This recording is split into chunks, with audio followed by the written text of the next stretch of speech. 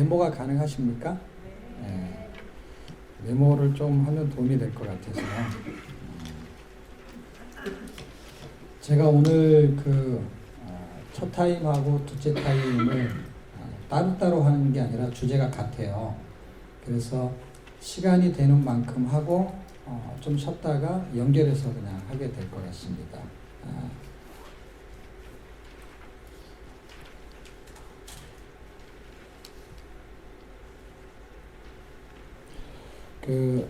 제가 전하고 싶은 메시지는 주제는 다 아시잖아요, 그렇죠? 모세오경을 어떻게? 이게 없네요. 오늘 주제 아세요? 주제가 뭐죠? 네, 2시간 안에 하기가 쉽지 않아서 메모를 해오시면 여러분에게 굉장히 도움이 될 것 같아요. 모세오경이라는 책이 5권이잖아요. 그런데 장수가 굉장히 많아요. 창세기 50장, 출애굽기 40장 이런 책들을 어떻게 읽을 거냐, 그리고 그 내용은 무엇으로 구성되어 있느냐 하는 것들을 좀 잘만 정리만 해놓으면 읽을 때 굉장히 도움이 되겠다라는 생각을 해봅니다. 제가 서론적으로는 모세오경의 의미적인 주제와 그 다음에 책 이름을 좀 풀이를 좀 하고요. 그 다음에 본론적으로는 성경의 기록 목적이 있어요. 그러니까 모세오경도 기록한 목적이 있겠죠. 그 기록 목적을 초점으로 읽어내야 되는데 그 기록 목적에 대한 이야기가 무엇인지, 그리고 결론적으로는 오늘 신명기 4장 10절에 읽었듯이 우리가 세상 사는 날 동안 하나님을 경외해야 되는데 그 경외하는 것이 다른 말로는 하나님을 사랑하고 하나님께 순종하는 건데 그거에 대한 설명을 좀 하고 결론적으로는 하나님을 어떻게 순종할 수 있는지에 대한 이야기로 정리를 하려고 합니다. 자, 본문의 말씀을 한번 잘 살펴보면 사는 날 동안 이렇게 말하는 거는 태어나서 죽을 때까지를 말하는 거예요. 태어나서 죽을 때까지 하나님이 주어가 돼가지고 나 경외함을 배우게 하겠다라고 하는 말은 결국 사람을 만드신 목적을 여기다 쓰고 있는 거예요. 창조의 목적을 좀 이따 얘기를 할 거예요. 창세기를 봐야 되니까. 그러니까 하나님이 창세기서부터 쭉 출발해서 신명기로 이제 우리가 오늘 끝을 낼 거잖아요. 모세오경이니까. 그래서 신명기에서 결론을 내리는 게 뭐냐면 하나님을 경외하는 목적으로 사람을 만들었다는 거예요. 그리고 그것을 가리키겠대요. 누가? 이렇게 하면 이제 대답을 해야 돼요. 누가? 하나님이. 얼마나 좋아요. 하나님이 만드시고 하나님이 가르치시겠다는 거예요. 언제까지? 죽을 때까지. 그러니까 이게 대단한 학습이에요. 초등학교, 중학교, 고등학교 이런 어떤 학습 기간이 있는데 이거는 학습 기간이 죽을 때까지예요. 그럼 하나님이 직접 그렇게 하시겠대요. 그럼 뭐예요? 적어보세요. 이제 첫 번째. 타이틀을 적고 모세오경 어떻게 읽을 것인가. 첫 번째. 하나님을 경외하기 위한 순종을 초점으로 읽는다. 한 번 더 불러드릴게요. 하나님을 경외하기 위한 순종을 초점으로 읽는다. 그거는 신명기 4장 10절을 근거해서 그렇게 말한 거고요. 그게 결론이에요. 근데 결론에 도달하려면 본론이 있어야 되고 본론은 모세오경의 내용이에요. 내용이 어떻게 기록되었느냐를 알아야만이 순종할 수가 있거든요. 두 번째는 성경의 기록 목적, 구속사를 초점으로 읽는다. 그 문장 안에 설명이 되어 있어요. 한 번 더 반복하고 다시 설명할게요. 두 번째는 성경의 기록 목적, 구속사를 초점으로 읽는다. 첫 번째 읽는 거는 경외하기 위한, 그래서 경외라는 거는 이미 4장 10절에 설명이 되어 있기 때문에 이제 내용에서 설명은 될 거고, 지금 기록 목적을 구속사로 설명한 거는 구속사가 맞는지 틀리는지에 대한 성경 구절을 찾아서 한번 읽고 이제 강의를 들어가려고 하는데, 누가복음을 한번 찾아주실래요? 누가복음이 총 24장으로 되어 있는데요. 24장을 보겠습니다. 좀 학습이 되신 성도님들은 누가복음 24장이 무슨 내용인지를 아실 거고, 교회 얼마 안 다닌 분은 지금 들으시면 될 거고, 누가복음 24장은 예수님이 죽으시고 부활하신 이후에 엠마오로 가는 두 제자를 만난 사건의 이야기와 그리고 11 제자에게 만난 이야기가 기록되어 있는 내용입니다. 그래서 엠마오로 가는 두 제자를 만난 다음에 했던 이야기, 그리고 11 제자를 만난 다음에 했던 이야기가 예수님이 한 말이 핵심적인 게 중복이 되는 것만 지금 찾아보려고 해요. 그리고 내용은 그런 내용이에요. 27절은 엠마오로 가는 두 제자한테 한 이야기겠죠. 거기에 이렇게 제가 지금 갖고 있는 거는 개정 성경이 아니고 이제 옛날 개혁 성경이라 좀 틀릴 수 있을 것 같아서 제가 읽어드릴게요. 이에 모세와 및 모든 선지자의 글로 시작하여 모든 성경에 쓴 바 자기에 관한 것을 자세히 설명하시니라 할 때 자기는 예수님을 말하는 거예요. 예수님이 엠마오로 가는 두 제자에게 모세, 선지자의 글로 시작해서 모든 성경에 쓴 내용은 다 자기를 위해서 썼다는 거예요. 그러니까 이 당시의 모든 성경이라고 하는 것은 디모데 전후서에서 말하는 모든 성경은 하나님의 감동으로 기록된 것으로 하는 그 모든 성경은 그 당시에는 구약 성경을 말하는 게 맞는 것 같아요. 그러면 지금 시대가 지난 지금 디모데 전서나 아니면 누가복음 이런 그 내용의 의미로 읽는다면 신약 성경을 포함하게 될 것입니다. 그러나 그 당시 배경은 일단 구약 성경이에요. 그리고 구약 성경은 분명히 설명하고 있어요. 자, 그리고 11 제자를 만나고 하셨던 말씀은 44절에 있는데요. 44절도 다 똑같은 내용이에요. 또 이르시되 내가 너희와 함께 있을 때에 너희에게 말한 바 곧 모세의 율법과 선지자의 글과 시편의 날을 가리켜 기록된 모든 것이 이루어져야 하리라 한 말이 이것이라 하시고, 똑같은 내용을 제가 반복적으로 읽냐면 27절에 있는 자기에 관한 것이 무엇인지에 대한 설명이 아직 없잖아요. 그렇죠? 물론 했겠지요. 그렇지만 글로 써있지 않잖아요.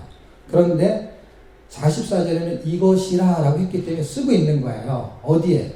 46절과 47절에 기록이 되어 있어요. 그러니까 구약 성경은 예수님에 대해서 쓴 것인데 예수님에 대한 쓴 것에 어떤 거를 말하려고 하느냐.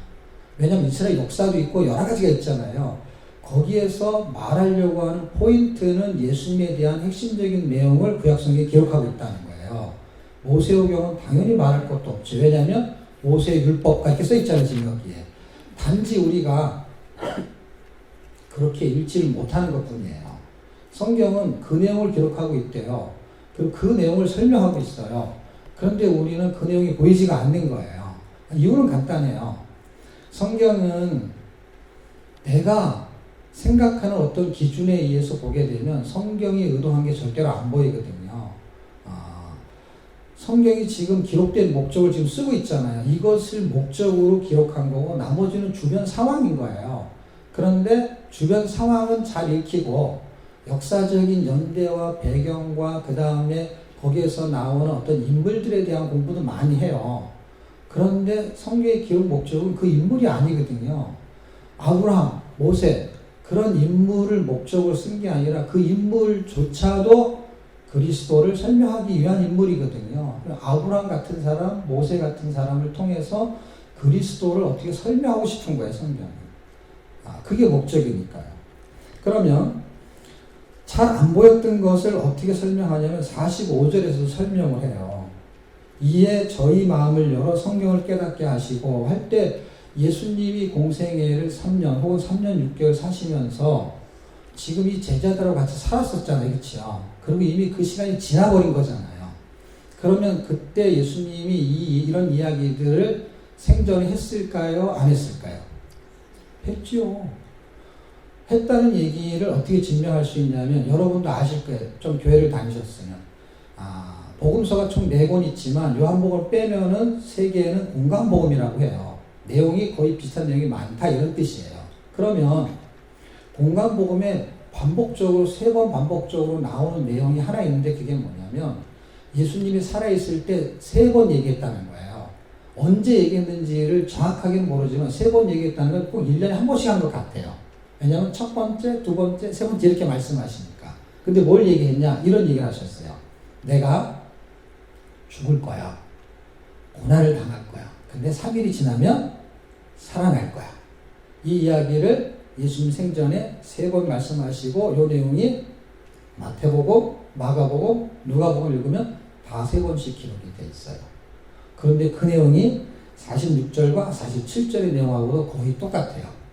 그런데 이 사람들이 예수님이 이렇게 하실 거라는 것을 믿었을까요? 안 믿었을까요?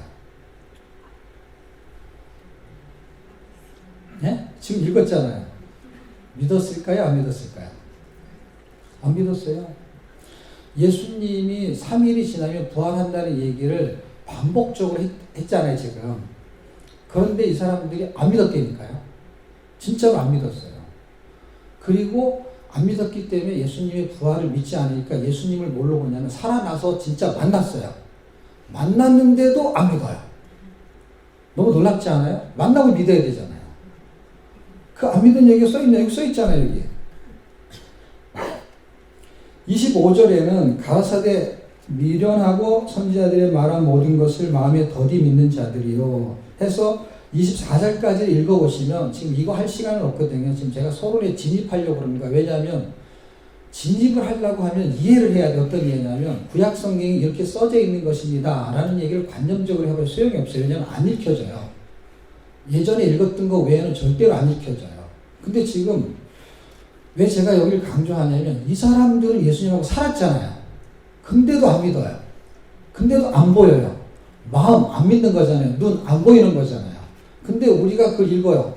절대로 안 보이고 안 읽혀져요. 근데 거기 여전히 써 있어요. 정확하게. 제가 이게 열리고 보였기 때문에 이 말이 제가 믿어지는 것 어떤 말? 이거는 공부해서 믿어지는 게 아니구나.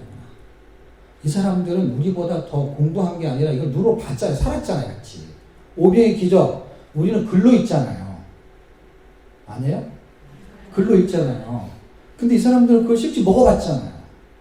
우리는 오병의 기적만이 아니라 홍해를 건넌 것도 글로 읽었잖아요. 그래서 그런 걸 글로 버리라 그래요. 모든 사람이 글로 읽어요. 전 세계가 다 글로 읽어요. 그런 걸 글로 버리라 그래요. 네. 글로 벌 받는다는 뜻도 있어요. 네. 무슨 벌 쓴 것도 아니고 말이야.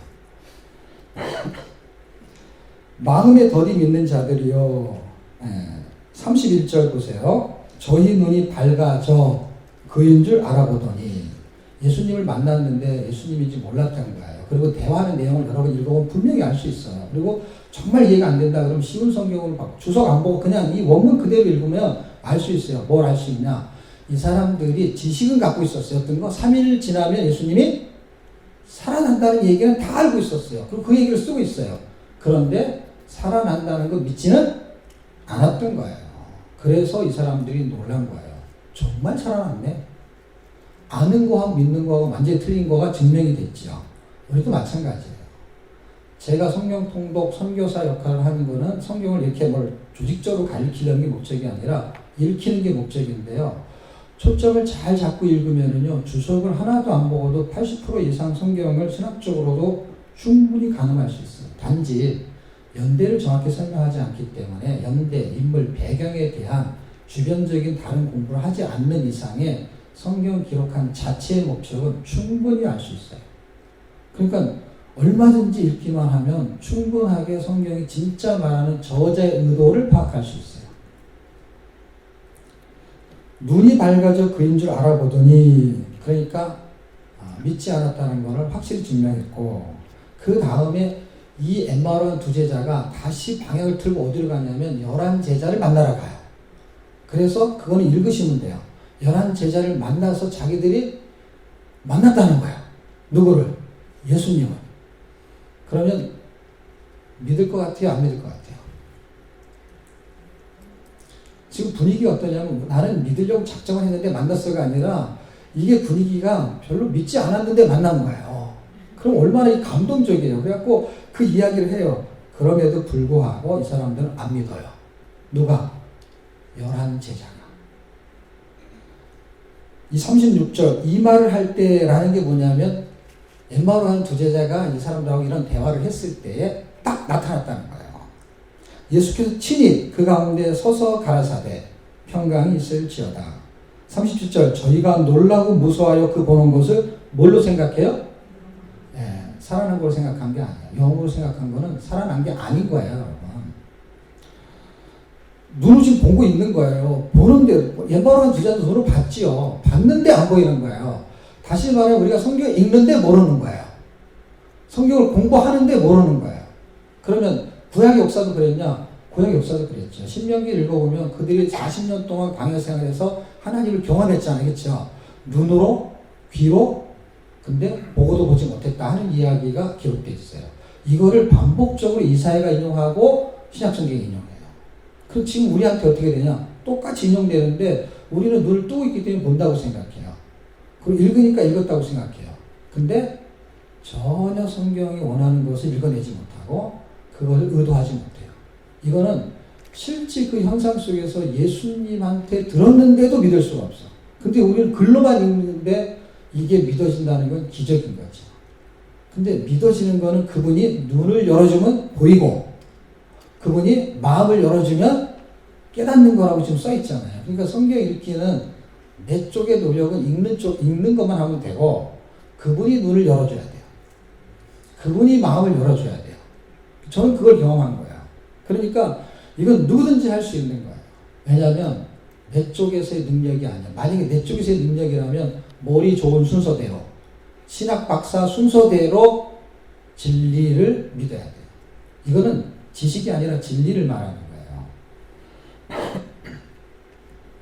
자, 38절 예수께서 가라사대 어째 두려워하여 어째 마음에 의심하느냐. 의심은 믿지 않았다는 뜻이에요.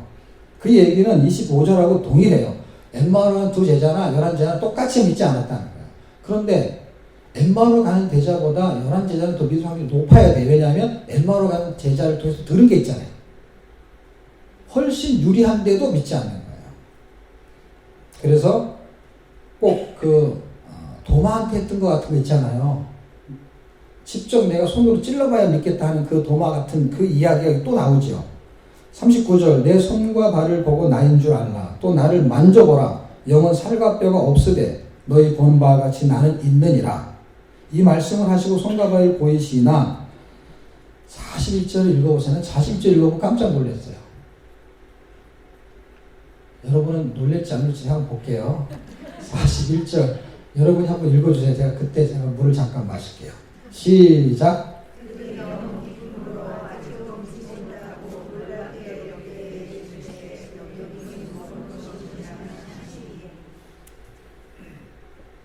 뭐라고 써있죠?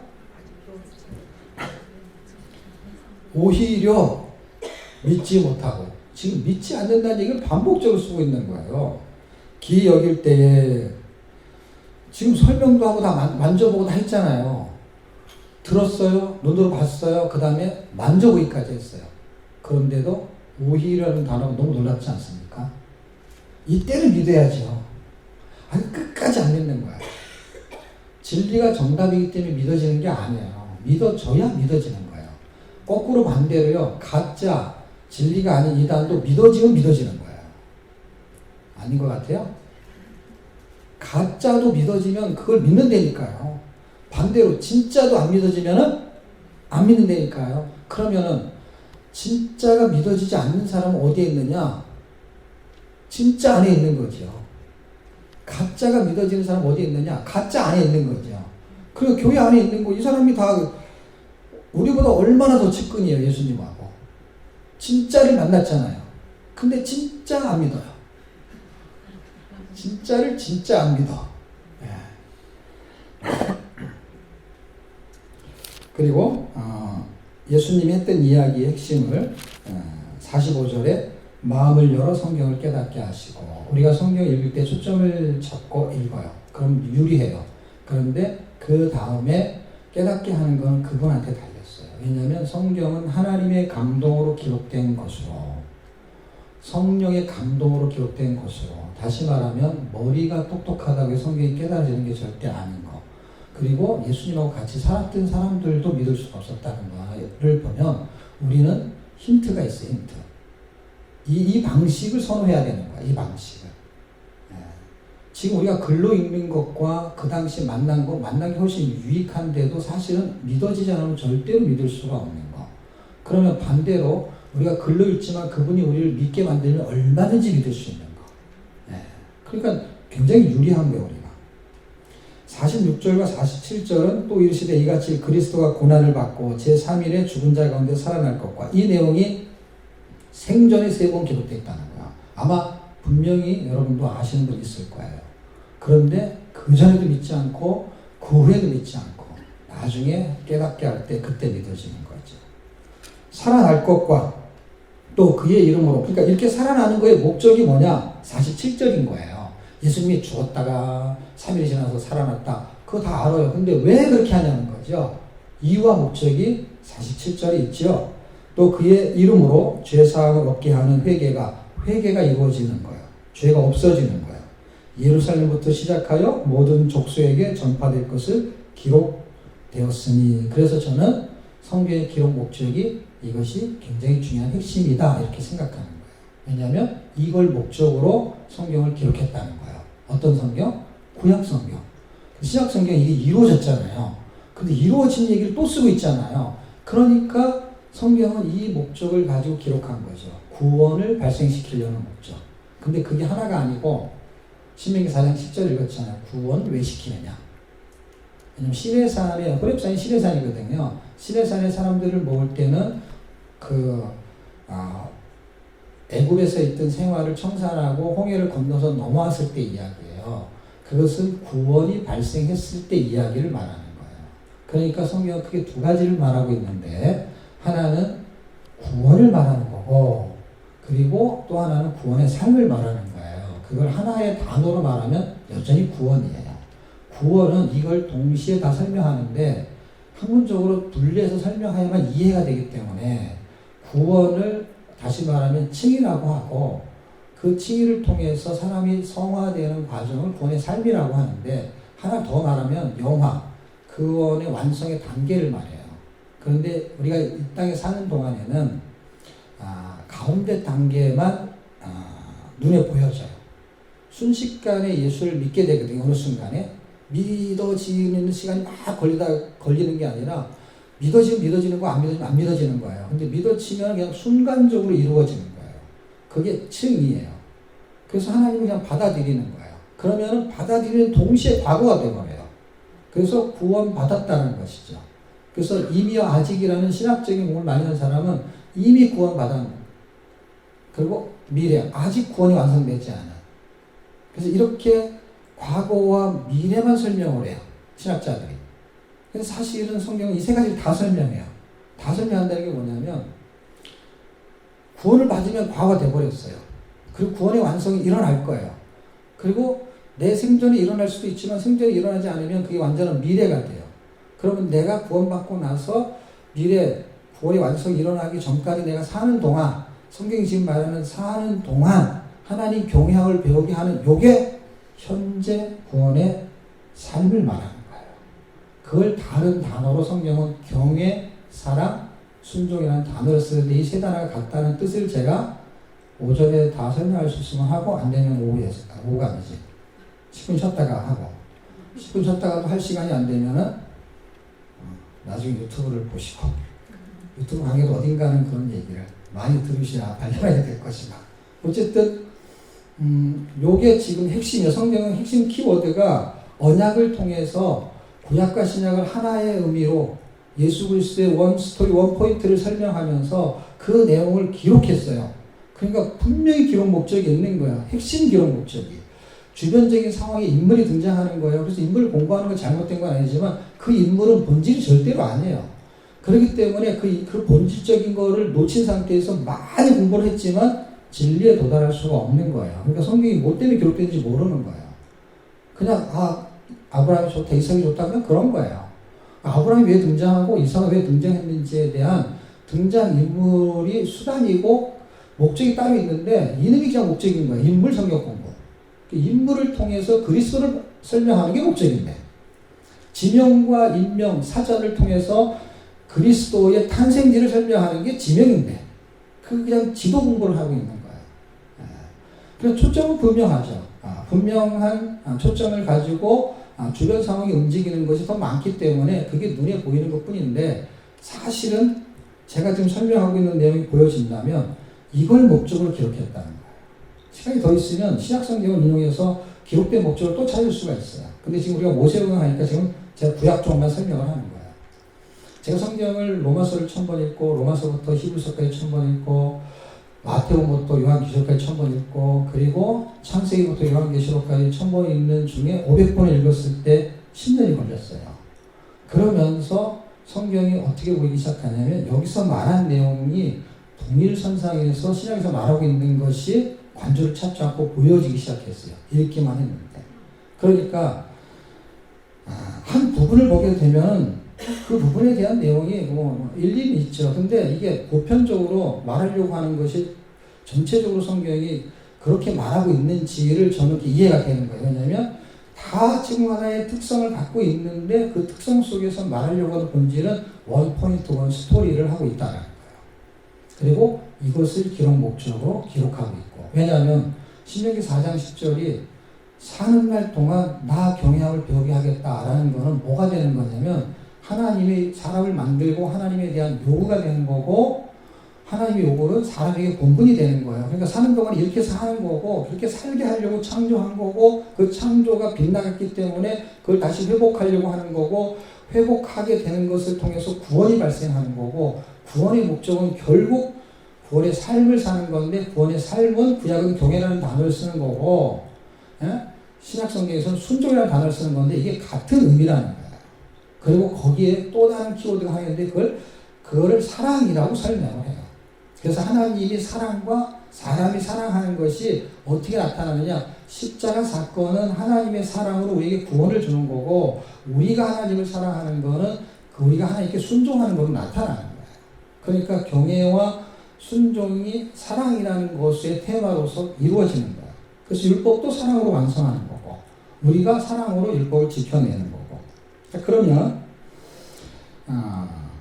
첫 번째는 경외하기 위해서 지금 읽어야 되는 거죠. 왜냐하면 기록 목적이 그거니까. 두 번째는 구속사의 초점, 다시 말하면 내용이죠. 어떤 내용으로 구성되어져 있는가. 일단 제가 서론만 얘기해 볼게요. 좀 첫 시간은 서론밖에 못할 것 같은데 모세오경의 의미적인 주제 적을 수 있으면 적어보세요. 창세기, 이제 손가락 한번 보실래요? 창세기, 출애굽기, 레위기, 민수기, 신명기 이렇게 있습니다. 성경 66권이 기차로 가면은 이게 기관차와 같아요. 이게 이제 끌고 갈 수 있는 힘이 있어요. 신구약 성경 전체를 끌고 갈 수 있는 힘이 있고 그 다음에 레위기 같은 경우는 이 모세오경의 꽃과 같은 언약의 체계를 잡아줘요. 그러면 책마다 어떻게 읽어야 되는지 지금 제가 말하는 거는 모세오경만이 아니라 66권 전체를 그런 식으로 읽어야 돼요. 그러면 모세오경을 읽어야 되는 하나의 그 주제들이 만약에 있다면 지금 제가 말한 경외하고 그 다음에 구속사의 초점을 읽는 중에 창세기는 어떤 포인트가 있느냐 할 때 그걸 한번 적어보실래요? 창세기는 이스라엘 백성과 언약을 체결하신 하나님이 누구인지를 알 수 있다. 알 수 있다는 건 뭐냐? 그렇게 알 수 있는 초점으로 읽는 게 좋다는 뜻입니다. 다시 한번 불러드리면 이스라엘 백성과 언약을 체결하신 하나님이 누구인지를 알 수 있다. 창세기가 먼저 기록된 것은 아닌 거예요. 선순위가 되는 것 뿐이지. 출애굽기가 먼저 기록된 개념으로 봐야 되는 거예요. 모세가 창세기의 개념을 모르는 상태에서 자기 백성을 하나님이 모세를 통해서 구원을 시키는 그런 사례가 발생하면서 그 하나님이 도대체 누구냐 할 때 하나님은 천지를 창조하신 하나님이고 그 하나님이 이스라엘 백성 특히 아브라함이라는 사람에게 언약을 체결한 분이다 라는 것이 창세기에 기록이 되어 있는 거예요. 그리고 선순위로 그냥 앞에 가는 거죠. 시간 순서로. 자, 두 번째 출애굽기. 언약을 맺은 백성의 형성사와 시내산 언약의 체결 과정을 알 수 있다. 요걸 통해서 이제 창세기를 이해하는 거죠. 이렇게 언약을 맺은 백성의 형성사, 신해산 언약의 체결 과정, 이것이 그분이 하나님이야. 그 하나님이 어떤 분이냐는 출애굽기에 써 있기보다는 창세기에 더 많이 기록되어 있죠. 그래서 창세기는 이스라엘 백성과 언약을 체결하신 하나님이 누구인지, 그러니까 하나님이 굉장히 중요한 키를 갖고 있죠. 왜냐하면 천지를 창조하다는 것을 먼저 말해야 되는데, 우리하고 언약을 체결하신, 우리가 믿는 하나님이 어떤 하나님이냐 이 말인 거야. 다시 말하면 우리가 구원 받았잖아요. 근데 나를 구원시킨 하나님이 누구지? 구원받기 전에 몰랐는데. 그래서 출애굽기가 먼저인 거야 항상. 원래 창조는 창세기가 먼저인데 우리가 인식하는 거는 출애굽기부터 인식을 한다고요. 구원을 딱 받고 나니까 나를 구원시킨 하나님이 누구지? 라고 했을 때 창세기로 가는 거죠. 그럴 때 나를 구원시킨 하나님이 누군가 같더니 그분이 나를 만드신 하나님이네. 천지를 창조하신 하나님이네. 이렇게 아는 거거든요. 창세기를 먼저 가는 게 아닌 원래는요. 엄마 아빠를 언제 아냐? 태어나서 아는 거죠. 우리 엄마가 누군지를 태어나기 전에 어떻게 알아요? 출생한 자식이 부모를 아는 거는 출생한 다음에 아는 거잖아요. 근데 출생하기 전에 부모는 있었어요, 없었어요? 있었죠. 근데 있었는데 모르는 거죠.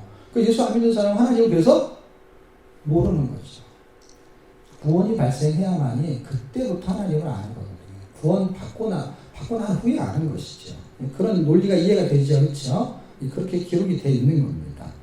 레위기는 시내산 언약의 핵심 내용을 알 수 있어요.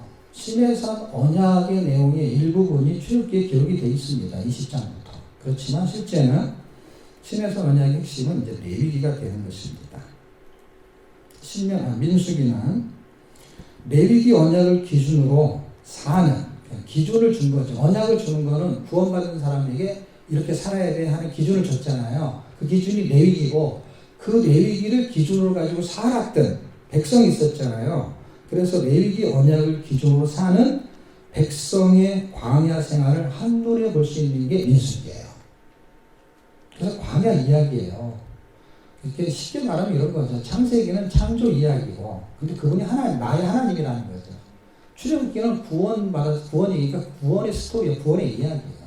레위기는 구원을 발생시키는 어떤 내용들인데 그게 뭐냐 할 때 그게 제사법이거든요. 제사 이야기.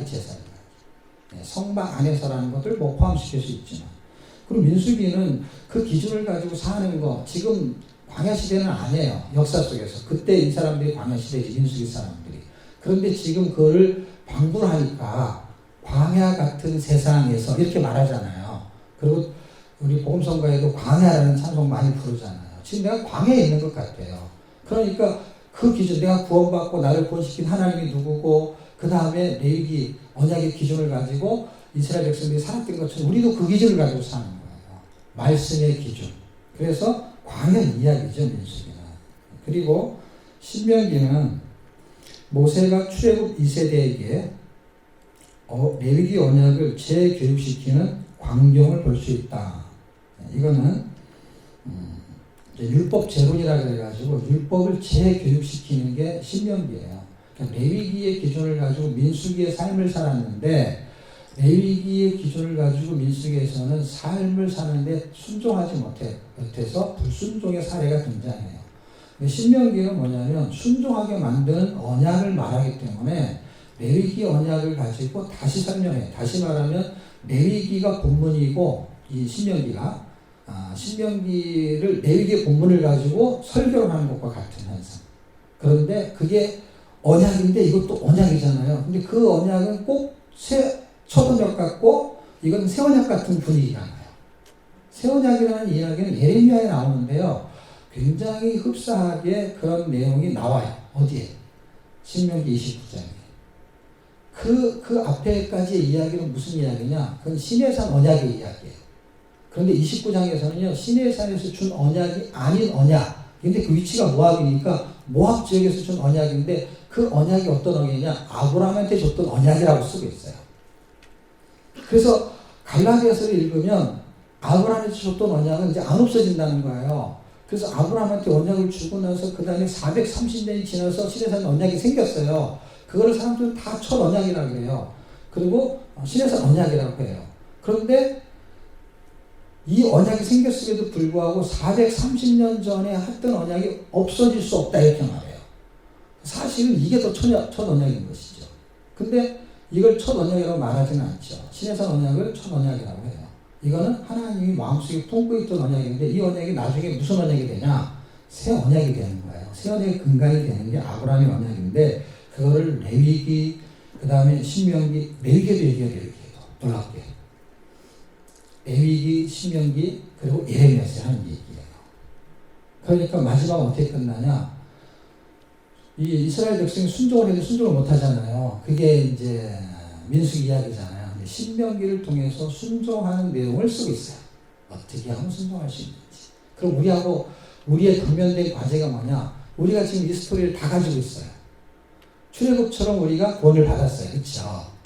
그리고 나를 구원하신 분이 창세기의 하나님이에요. 창조의 하나님. 그리고 우리는 어떻게 살아야 되는 기준을 갖고 있어요. 그게 그 율법이 명명백백한 게 아니라도 우리가 어떻게 살아야 되는 게 있어요. 결국 그것도 율법의 단어로 쓰면 하나님의 말씀이 율법이니까, 기준이니까 성경대로 사는 것도 율법이거든요. 근데 그 율법을 완성하는 것을 복음이라고 하기 때문에 복음이라는 단어를 쓰는 거예요. 왜냐하면 복음은 율법이 없는 게 아니에요. 복음은 사랑인데 사랑으로 율법을 완성한다 이런 의미를 갖고 있어요. 그리고 율법과 복음을 대조해 보면요, 율법이 훨씬 쉬워요. 복음이 훨씬 어려워요. 사랑을 하지 않고도 율법을 지킬 수 있지만 복음은 사랑하지는 절대로 지킬 수 없어요. 그러니까 이게 훨씬 어려운 거예요. 그러니까 율법은 내가 가늠하지 않으면 가늠하지 않은 거예요. 그놈이 미워도 가늠하지 않으면 돼요. 싫어도 가늠하지 않으면 돼. 그리고 남의 거를 훔치고 싶어도 안 훔치면 돼. 그러면 그거는 율법을 지키는 거예요. 그런데 복음은 뭐라 그런지 아세요? 예수님이 이 땅에 오셔가지고 그 율법을 설명하실 때 산상수훈에서 마음속에 가늠을 안 했어요. 근데 마음속에 생각만 하면 뭐라 그래요? 가늠한 거라고 했어요. 그게 복음이에요. 그러니까 우리가 죄를 안 짓고 있는데도 이상한 느낌이 들 때가 있어요.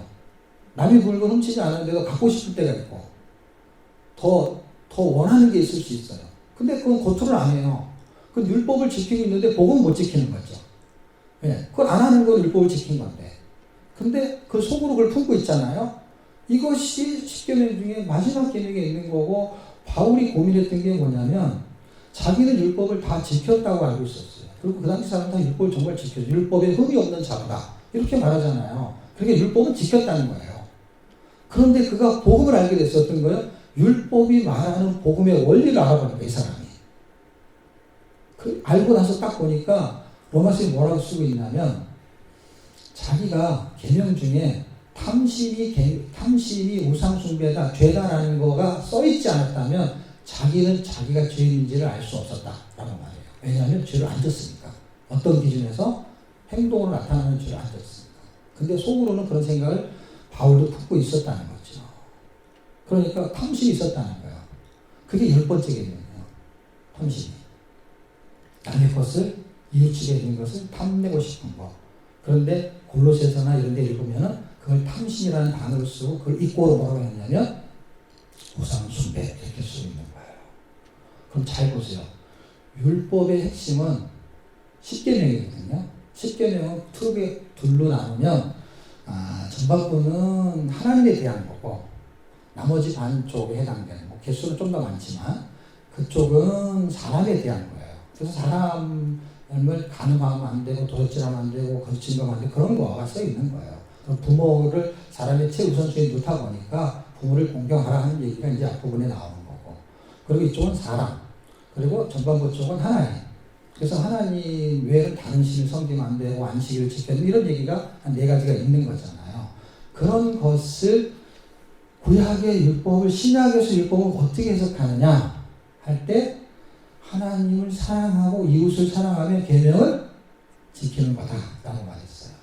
그럼 보세요. 신약 성경에서 율법을 지키는 방법은 키워드가 그냥 하나예요. 하나. 사랑이에요. 그래서 하나님을 사랑하는 사람이 사람을 사랑하는 거를 역설적으로 어떻게 말하냐면 하나님이 사랑하라고 한 사람을 사랑하지 않으면서 하나님을 사랑한다는 건 있을 수 없다 라는 이야기가 신약성경의 이야기. 그러니까 지금 신약성경이고 구약성경이고 어떤 본질을 말하고 그걸 계속해서 설명하고 있었던 거예요. 본질적인 설명을. 그런데 하나님을 사랑한다고 하면 다른 걸 섬기지 않겠죠. 그 네 가지는 하나도 중요하지가 않아요. 왜 중요하지 않냐면 하나님을 사랑하면 하나님만 경외하고 하나님만 섬기기 때문에 예? 안식일만 와서 예배 드리는 게 아니라 언제나 그분은 예배의 대상인 거예요. 형식적으로 주일만 딱 지키는 거가 안식일 지키신 게 아닌 거예요. 사실은요. 하나님을 사랑하는 자는 안식일을 지킨다는 거예요.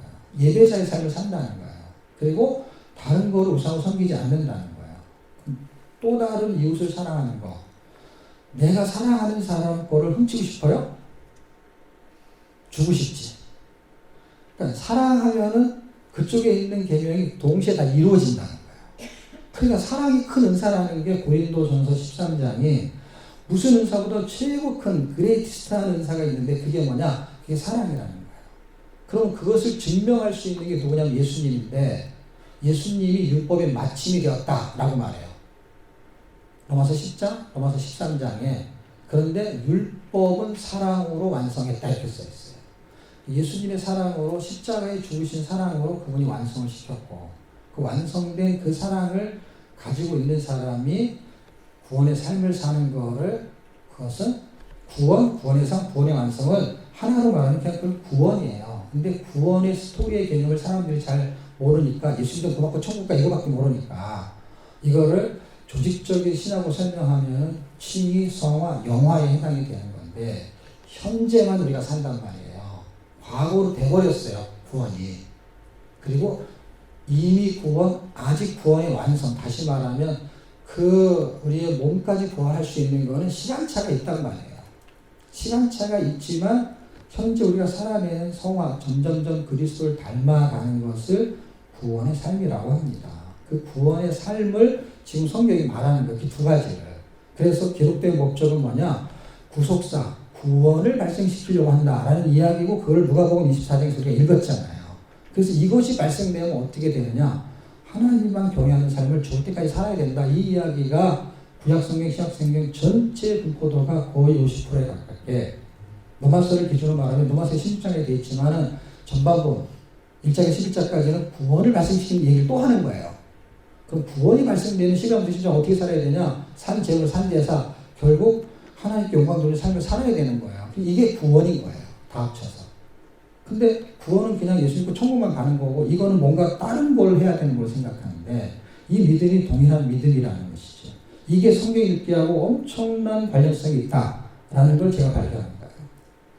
이게 제가 다른 거로 발견했으면 공부를 가르쳤을 거예요. 공부해서 이게 된다 그러면 누군가 공부 잘하는 사람이 다니내야 되는데 공부를 할수록 이건 안 돼, 이상하게. 공부할수록 순종이 잘 돼야 안 돼요. 안 되죠. 그렇기 때문에 그게 아닌 거예요. 공부는 해야 되는데 그거는 키가 아닌 거예요. 이 키가 되는 건 다른 데서 설명하고 있는 걸 제가 발견했기 때문에 그거 제가 지금 성경을 이렇게 설명하는 게 성경 공부잖아요.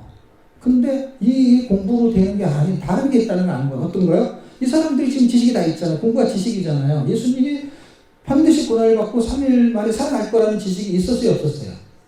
있었어. 이 사람도 있었어요. 근데 믿지는 않았다는 거예요. 예수님이 말하잖아요.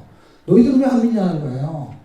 지식이 있다고 해서 믿어지는 게 아닌 거예요. 그분이 깨닫게 해, 눈을 열어주고 마음을 열어서 깨닫게 하면 된다는 거예요. 근데 이쪽에 마음을 안 두는 거예요. 내가 머리를 가지고 계속해서 사전을 찾고 주석을 찾고 해가지고 내가 이거를 공부해서 알아보려고 하는데 그렇게 됐으면 지금 됐어야 돼요. 아닌가요? 대부분 남았어야 돼요. 그리고 누군가 자꾸 되어져야 돼요. 이게. 네가 공부 안 해서 그런 거야. 공부 이 책만 읽으면 금방 되어져. 그런 제설련이 없잖아요. 굉장히 힘든 상황이죠. 그게 되면 얼마나 쉬워요. 근데 공부를 아무래도 안 되거든요. 근데 이게 뭔가 하면 된다는 걸 제가 발견한 거예요. 성경은 그걸 말하고 있어요. 그래서 신명기예요. 왜냐하면 이스라엘 백성처럼 그 구세대나 신세대는 정말로 잘못이 없냐? 천만의 말씀이요. 60만이 다 죽었어요. 그리고 60만을 다시 계수했어요. 그리고 민수기가 넘버스잖아요. 인구를 계수한 거잖아요. 9세대, 신세대. 그리고 9세대가 죽고 신세대만 남은 게 신명기거든요. 말하자면. 근데 그 신세대가 잘못이 없고 죄를 한 번도 안 졌을까? 천만의 말씀이면 똑같은 죄를 졌어요. 근데 이 사람들은 들어가요. 그 원리가 우리가 성경을 많이 알고 우리가 깨끗하게 살았기 때문에 그게 아니거든요. 우리 안에는 늘 탐심이 있고 우리 안에는 용서가 안 되는 그런 것들 내가 뭔가 해보려고 해도 잘 안 되는 그게 있는데 신명기의 비밀을 쓰고 있는 거예요. 마지막 기가. 그래서 그 초점으로 읽으시되 제가 나름대로 구속사를 정리해서 보니까 창세기는 이런 얘기를 하고 있는 것 같아요. 이것도 제가 이제 나름대로 정리한 건데 창세기는 누가 구원하느냐 후 이런 얘기를 하는 것 같아요. 지금 이 구원 스토리거든요. 그래서 3장 15절 읽으면 여자의 후손 그분이 구원하겠다라는 거예요. 그러니까 창세기는 후 누가 구원하느냐 여자의 후손 예수 그리스도가 구원한다 라는 걸 제가 성경을 수백 번 읽으면서 읽기를 통해서 제가 얻은 체득된 거예요. 그게 100% 맞고 다른 거 틀리다 이런 뜻이 아니라 그런 확률이 되게 높다라고 판단이 되고 그런 이야기들을 신약에서도 계속 말해주고 있기 때문에 저는 거기에 대한 확신을 많이 갖고 있는 것이죠. 스토리는 뭐 예를 들면 창조도 나오고 타락도 나오고 선악과 얘기도 나오고 그 다음에 바벨탑 사건, 홍수 사건도 나오고 아브라함, 이삭, 야곱 이런 게 나오지만 그 이야기를 말하려고 하는 사건과 약속은 결국 무슨 얘기를 할 거냐 할 때 이 이야기를 하려는 것 같다는 거예요. 그러니까 창세기가 그렇게 얘기를 하면서 출애굽기로 가게 되면 그러면 구원의 방법은 어떻게 하냐. 그러니까 예수님이 구원한다고 치자. 지금 우리가 다 알고 있는 거지만 성경이 그렇게 말해요. 창세기 출애굽기가 우리가 알고 있는 걸 진짜 말하고 있어요. 이분이 구원하실 거야. 근데 어떻게 구원하느냐? how가 출애굽기예요. 그래서 역학적인 구원을 설명하는 게 출애굽기예요. 신약 성경은 역학적인 구원을 설명하지 않아요. 그냥 딱 눈 뜨니까 예수를 믿은 거야. 그래서 예수님 십자가에 달리셨는데 믿었어요. 근데 어떻게 해서 그분이 왜 죽었고 왜 죽었으므로 우리가 구원받고 하는 이야기는 다 어디다 쓰겠냐면 스토리를 쫙 해서 역학적인 거면 뒤로 돌아보는 거잖아요. 내가 태어났는데 내가 어떻게 태어났지? 엄마 아빠가 사랑해서 결혼해가지고 어떤 물리적인 관계를 통해서 내가 태어나고 하는 거를 나중에 하는 거잖아요. 그 뒤를 돌아보는 거. 만약 식중독 같은 거 걸리면은 내가 뭘 먹고 식중독이 걸렸잖아요. 역학조사라는 게 있잖아요. 내가 어떻게 해서 구원받았지 하는 이야기를 물어보면 구원받은 사람도 몰라요. 잘. 그냥 믿었어 이렇게 해야 되는 거예요. 그런데 그 스토리를 쫙 쓰고 있는 게 신약 성경은 없어요. 근데 구약 성경에 출애굽기가 그걸 가장 잘 서술해놨어요. 제가 수렵을 읽으니까 그 얘기를 하려는 것 같아요. 나의 구원을 역학적으로 보여주는 게 이스라엘의 그 어떤 그 상황을 통해서 실제 홍해를 건너고 예수님이 그 어린 양으로 죽고 하는 거를 그냥 스토리로 보여주는 거예요. 그래서 구약이 훨씬 쉽고 구약이 길어서 그렇지 이걸 자꾸 공부를 하려니까 힘들어서 그렇지 스토리로 이해하게 되면요 이건 애들도 금방 이해할 수 있어요. 너 엄마가 너를 키우려고 어떻게 이런 얘기 하는 거 있잖아요. 그런 거가 출애굽기 같은 거예요. 출애굽기는 how 어떻게 구원하느냐 할 때 어린 양이 죽어서 구원하는 거지. 어린 양이 그래서 핵심으로 등장하게 되는 거죠. 그 다음에 레위기는 그럼 왜 구원하느냐. 구원자가 있고 창세기는 구원자죠. 출애굽기는 구원의 방법이죠. 그 다음에 레위기는 구원의 기준이거든요. 왜 이유 이런 거. 왜 구원하느냐. 하나님이 당신의 백성을 만들었대요. 레위기 25장 한번 볼게요. 레위기를 어려워하기 때문에 찾는 거야. 그래야 확신이 있으니까. 25장.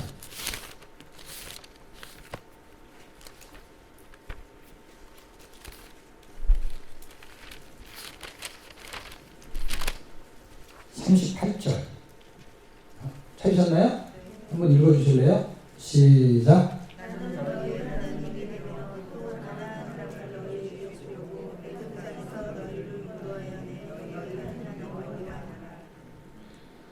레위기의 기준이 이거예요. 근데 민수기에도 써 있어요. 왜냐하면 민수기는 그 스토리를 쓰고 있기 때문에. 그러니까 왜 우리를 구원했느냐 이 말하고 똑같은 거죠. 하나님이 구원하시고, 그러니까 여자의 옷을 예수 그리스도가 구원하시고 구원자고, 그 다음에 출애굽기 어린 양처럼 죽으셔서 구원하고 방법은 그리고 그런데 나를 왜 구원했지? 이를 레위기가 말하고 있는 거야. 이렇게 뭐가 되려고요? 나에게 하나님이 되려고 나를 그의 백성 삼았어요. 근데 이스라엘 역사를 살펴보면 놀라운 건 우리도 좀 비슷해요. 여러분이 만약에 고아 출신이다. 그런데 아버지를 선택할 수 있다. 라고 할 때, 한 아버지는, 길거리에서 그 청소하는 청소부예요. 그리고 또 한 아버지는 뭐 삼성이나 현대의 대기업의 회장님이에요. 내가 선택할 수 있어. 그럼 누구를 선택해요?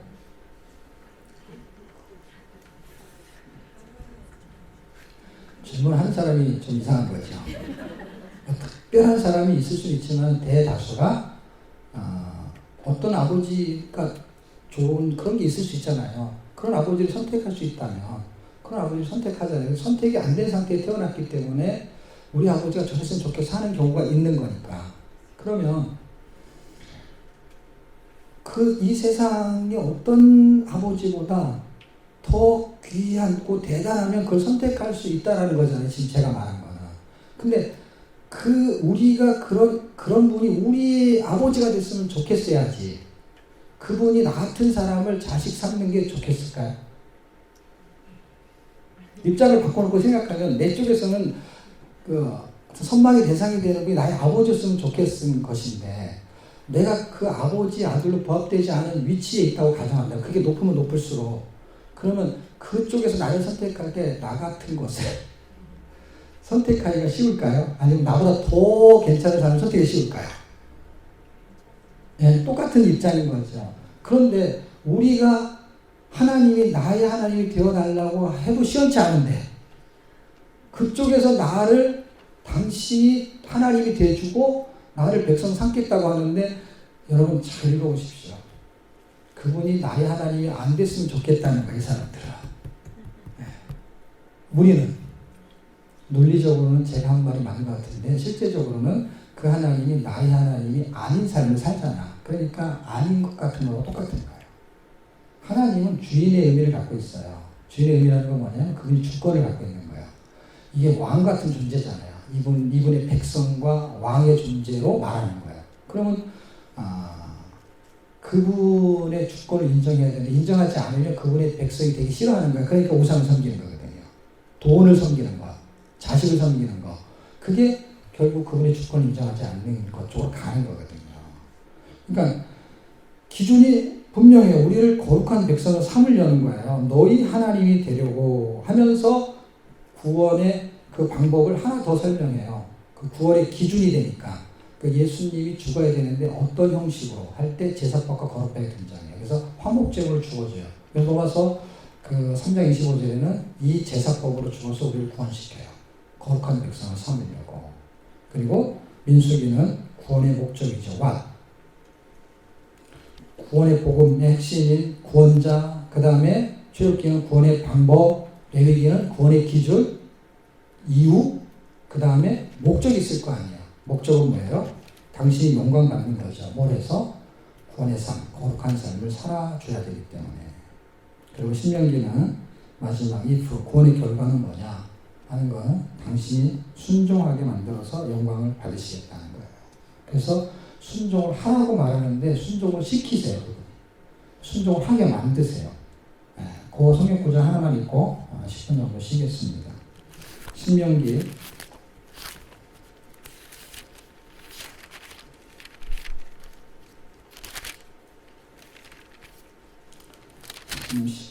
30장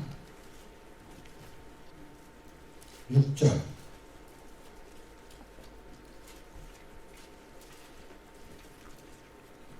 찾으셨나요?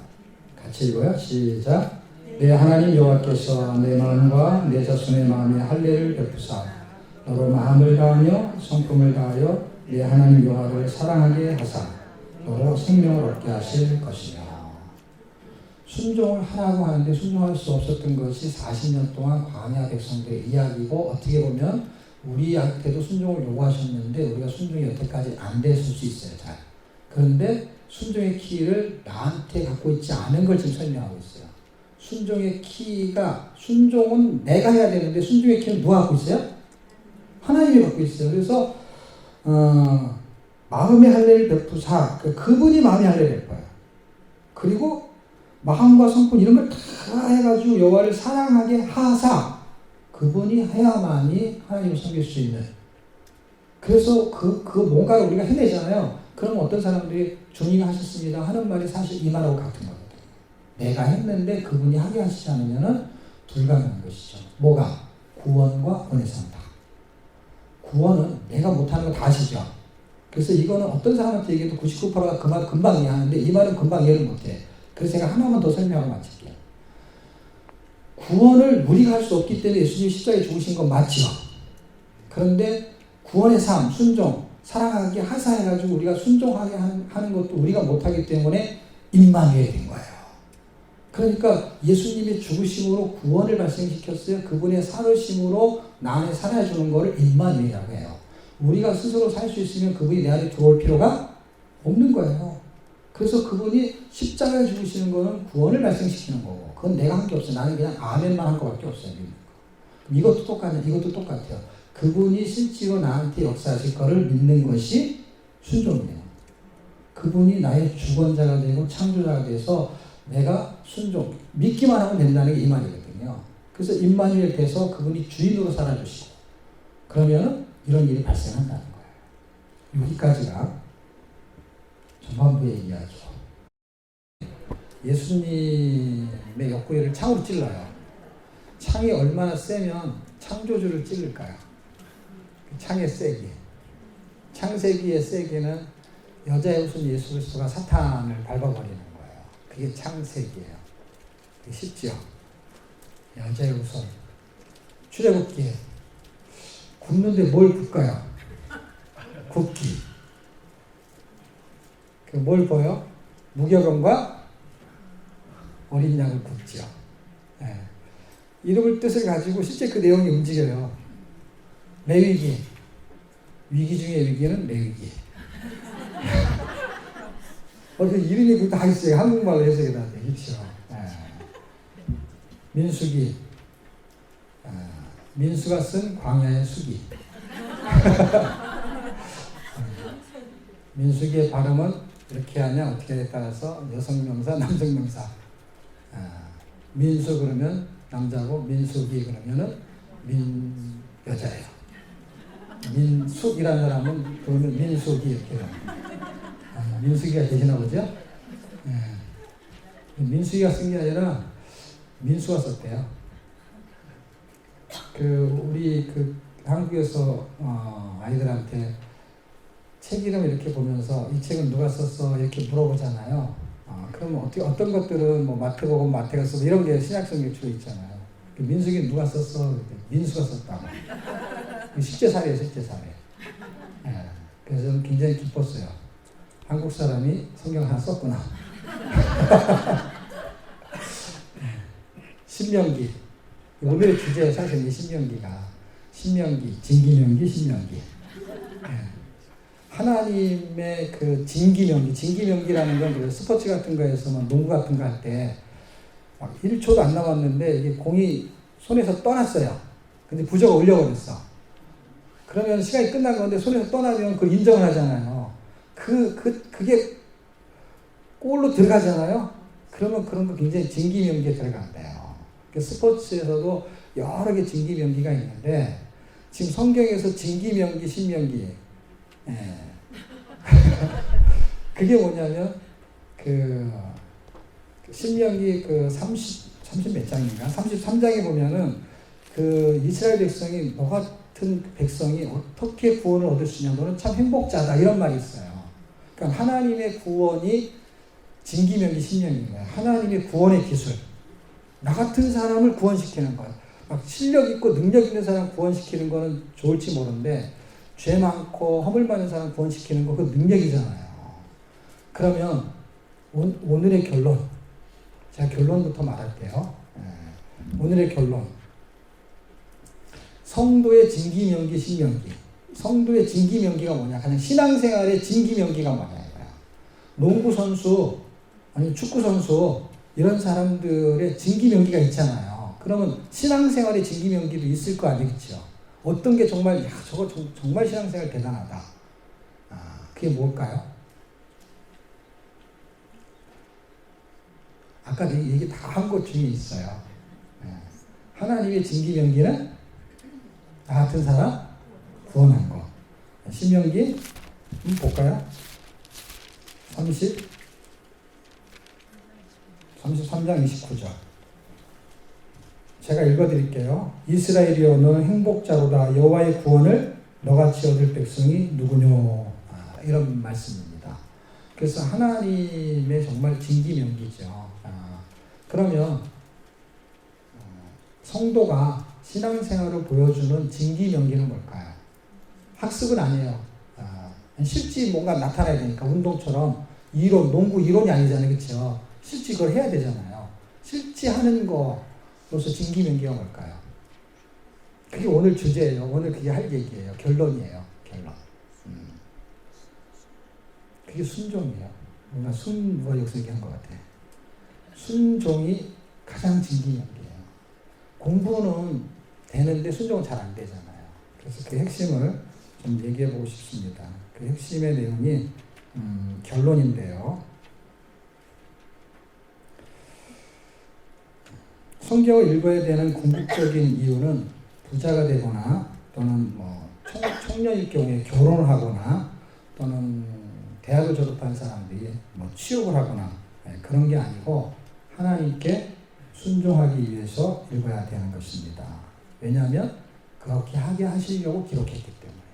기록의 목적이 구원이고 순종이에요. 그런데 이 두 개가 동전의 양면이죠. 왜? 구원이 발생하는 목적이 순종이기 때문에. 그래서 한쪽 면은 구원이고 한쪽 면은 순종인 거예요. 근데 이 두 가지가 하나의 단어로 이루어져요. 신기하고도 재밌게. 구원할 때는 뭘 따로 하고 순종할 때 뭘 따로 하고 그게 아니고 이 두 개가 그래 하나라는 의미가 부여돼요. 한 가지로만 구원이 되고 한 가지로만 순종이 돼. 그러면 둘 중에 하나만 아무거나 찾아내면 되잖아요. 쉬운 거. 어떻게 하면 구원이 돼요? 예, 믿음으로. 에베소 2장 8절 9절 너희가 그 은혜를 인하여 믿음으로 말미암아 구원을 얻었나니 할 때 은혜가 믿음을 주는 거예요. 그러니까 선순위는 항상 하나님이 갖고 계세요. 그러면 순종도 믿음이라고 했잖아요. 로마서 1장 5절 적어놓고 나중에 읽어보세요. 믿어 순종하게 하나니 믿음이 없으면 절대로 순종할 수가 없다. 라는 게 성경의 견해예요. 의지와 배짱으로 할 수가 없다. 지식이 있어도 할 수가 없다. 성경을 아무리 많이 알아도 할 수가 없다. 만약에 성경을 많이 하는 순서대로 한다면은 신학 박사 순서대로 그 사람이 믿음이 가장 좋아야 돼요. 그렇지 않은 거를 어떻게 증명하느냐? 역사가 증명해요. 우리 시대보다 훨씬 선배들의 신앙이 좋았을까요? 우리가 좋을까요? 신앙생활. 우리의 선배들이라는 거는 주기철 목사님 시대든 이런 선배들 있잖아요. 이 교회의 선배 말고. 제가 말하는 거는 이제 시대를 앞서간 선배들, 선구자들. 그들이 신앙이 우리보다 좋았다는 걸 우리가 인정하잖아요. 어떤 사람은 우리보다 못한 사람도 있겠죠. 근데 대표성을 말하는 거잖아요. 대중성을 말하는, 보편성을 말할 때 우리도 그들보다 훨씬 신앙 잘하는 사람이 있을 수 있잖아요. 그렇지만 대부분이 그쪽을 비교해서 저울을 달아보거나 시소를 해보면 좀 기울어지잖아요. 그렇죠? 그러면 그때 그 사람들과 지금 우리들의 신학 수준이 그 사람들이 높을까요? 우리가 높을까요? 우리가 훨씬 높습니다. 10배, 100배로 높을 수도 있어요. 왜냐하면 굉장히 많은 공부를 하기 때문에. 그러니까 지식이 순종을 가져주는 게 아닌 건 역사로 증명하고 성경으로도 증명할 수 있어요. 성경으로. 그러니까 이거는 공부해서 되는 게 있고 공부해도 안 되는 게 있다는 설명하는 거예요. 공부할 필요가 없다는 뜻이 아니에요. 왜냐하면 공부를 안 하면 이건 아예 없어요. 그러니까 공부는 기본으로 해야 돼요. 근데 공부만 해가지고는 절대로 안 되는 거예요. 지식만 가지고는 절대로 안 되는 거예요. 그래서 성경 공부와 성경이니까 따로 있는 건 아십니까? 근데 사람들은 이 구분을 못하기 때문에 성경 공부도 공부고 성경 읽기도 공부고 이러기 때문에 안 되는 거예요. 성경 공부는 공부지만 성경 읽기는 공부가 아니에요. 근데 사람들은 성경 읽기를 공부처럼 하기 때문에 안 생기는 거예요. 이건 전혀 패턴이 다른 거고, 제가 세미나를 하도 많이 하고 이런 그 성경 통독 강의를 하러 가잖아요. 그런 사람들이 성경이 잘 안 읽어져 힘들어요 하는데 그 사람들이 어떻게 했냐면 성경을 공부처럼 해요. 성경 읽기를. 국영수가 있어요. 그러면은 국영수가 있다는 건 과목이 다 틀리다는 거잖아요. 다 틀린 건데 국어를 잘하려면 영어를 해야 돼요? 수학을 해야 돼요? 국어를 해야죠, 국어. 영어를 잘하려면 수학을 해야 돼요? 영어를 해야 돼요? 영어를 해야 되죠. 그러면 성경 읽기를 잘하려면 공부를 해야 돼요? 큐티를 해야 돼요? 읽기를 해야 돼요? 읽어야 되는데 왜 공부를 하냐고 또. 패턴이 다르다는 거예요. 다시 말하면 공부를 할 때는요, 읽어지지 않는 거 아시죠? 읽는다는 건, 통독이라는 건 쭉 읽어야 되는데 공부는 그렇게 하는 게 아니기 때문에 공부는 읽는 게 아니에요. 읽는 거는 공부가 아니에요. 읽는 건 그냥 읽는 거예요. 근데 모르겠는데, 그러니까 공부를 해야지 따로. 읽을 때 공부를 하니까 뭐가 되는 거냐면 국어 시간에 영어 하는 거하고 똑같은 거예요. 그러니까 당연히 뭘 못하는 거예요? 읽기를 못하는 거죠. 잘못됐다는 뜻이 아니라 읽기를 못한다 이 뜻이에요. 그 시간에 큐티를 하면 큐티가 되는 거고, 그 시간에 공부를 하면 공부는 되잖아요. 근데 읽기는 못하는 거죠. 왜? 자기가 영어를 공부하고 싶은데 영어 시간에 국어를 하고 있었으니까. 영어는 주었다 해도 못하는 거죠. 읽기는 공부가 아니니까 알아지지는 않겠죠. 왜냐하면 공부가 알아지는 거고 읽기는 알아지는 학습이 아니거든요. 근데 읽으면서 공부를 하고 싶어 하는 거잖아요. 그렇죠? 그러니까 나는 이게 이해가 안 돼요. 그럼 공부를 해야지. 난 영어를 못해요. 그럼 영어를 해야지. 자꾸 수학을 하면서 공부를 못하냐고. 굉장히 쉬운 게 뭔지 아세요? 읽기만 하는 거잖아요. 공부하는 게 아니잖아요. 얼마나 쉬워요. 큐티하는 게 아니잖아요. 그러니까 사람들은 국영수가 따로 있고 그걸 잘 알면 그걸 해야 된다는 걸 다 아는 지식을 갖고 있는 이 지성인들이 읽기를 하지 않으면서 읽기가 안 된다 그러는 거야. 너무 웃기지 않아요? 여러분은 어때요? 읽기를 잘하려면 이제 앞으로 읽기를 잘할 수 있어요. 방법을 제가 알려드렸어요. 어떻게 하면 된다고요? 그냥 읽기만 하면 돼요. 그걸 읽기라는 거예요. 읽기. 이렇게 쉬운 거를 사람들이 제일 못해요. 왜냐하면 읽기는 공부가 아니에요. 읽기는 저자의 생각을 캐내서 그 생각을 알아보는 게 그거의 장점을 갖고 있는 거예요. 공부는 그거를 지식을 습득하는 게 목적이에요. 그리고 그게 장점이에요. 그리고 단점은 있죠. 읽는 것은 단점이죠. 근데 단점을 말하려는 게 아니라 장점 때문에 하는 거잖아요. 공부를 하는 거는 내가 지식을 습득하려고 하는 거니까. 그 다음에 그걸 가지고 믿고 뭐하고 하는 건 두 번째 문제고, 일단 공부는 학습이 되는 게 장점인 거예요. 예수를 안 믿고도 학습을 하면 그거는 알아지는 거니까. 그러니까 일단은 내가 내용을 알려면 학습을 해야죠. 근데 학습을 하면은 믿음이 생기고 뭐 그렇게 사라지고 하는 건 두 번째 문제이죠. 일단은 학습을 해야죠. 큐티를 하는 거는 학습하고 또 다른 거죠. 읽기하고 다른 거죠. 패턴 자체가 완전히 다른 거예요. 읽기가 가장 쉬운 건데 가장 어렵게 하는 거는 관점과 개념 자체가 안 돼 있는 거예요. 근데 다른 학문은 다 그런 개념을 갖고 있는데 성경만 희한하게 이상한 관점을 갖고 있어요. 이상한 개념 정리를 해요. 성경을 읽는 거, 권하는 거, 가르치는 거 성경에 나와요. 제가 강의하는 거에 한 패턴이에요. 그것도.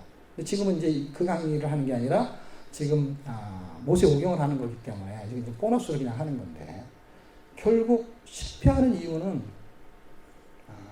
읽기의 패턴, 읽기의 장점을 몰랐던 거예요. 읽으면 이걸 알아줘야 된다고 생각을 자꾸 했던 거예요. 그래서 읽다가 실패하는 이유가 뭐냐면 큐티하고 성경 공부는 늘 잘 해왔었어요. 그러니까 익숙해요. 근데 이제 읽어요. 공부를 한다고 해서 100% 다 아는 건 아니잖아요. 모르는 것도 있고 또 배워가는 거잖아요. 그런데 읽다 보면 모르는 게 나올 때가 있어요, 없어요? 있어요. 있으면 그냥 읽으면 되는데 모르는 게 나오면 익숙하잖아요. 뭐 어떻게 익숙하냐면 이걸 알고 넘어가야 되는 게 익숙한 거예요. 그래서 사전을 찾거나 주석을 찾거나 아니면 전도사님 목사님한테 전화해가지고 이 내용이 내가 읽고 있는데 무슨 말인지 모르겠다는 거예요. 그러면 공부 모드로 바뀌는 거예요. 읽기 모드에서 뭘로 바뀐다고요? 그러면 뭐 하고 있는 거예요? 공부하고 있는 거예요. 그 사람은 읽는 게 아니에요. 근데 자기는 안 읽어진다는 거야. 안 읽어지는 게 아니죠. 자기는 안 읽고 있는 거지. 이해가 돼요?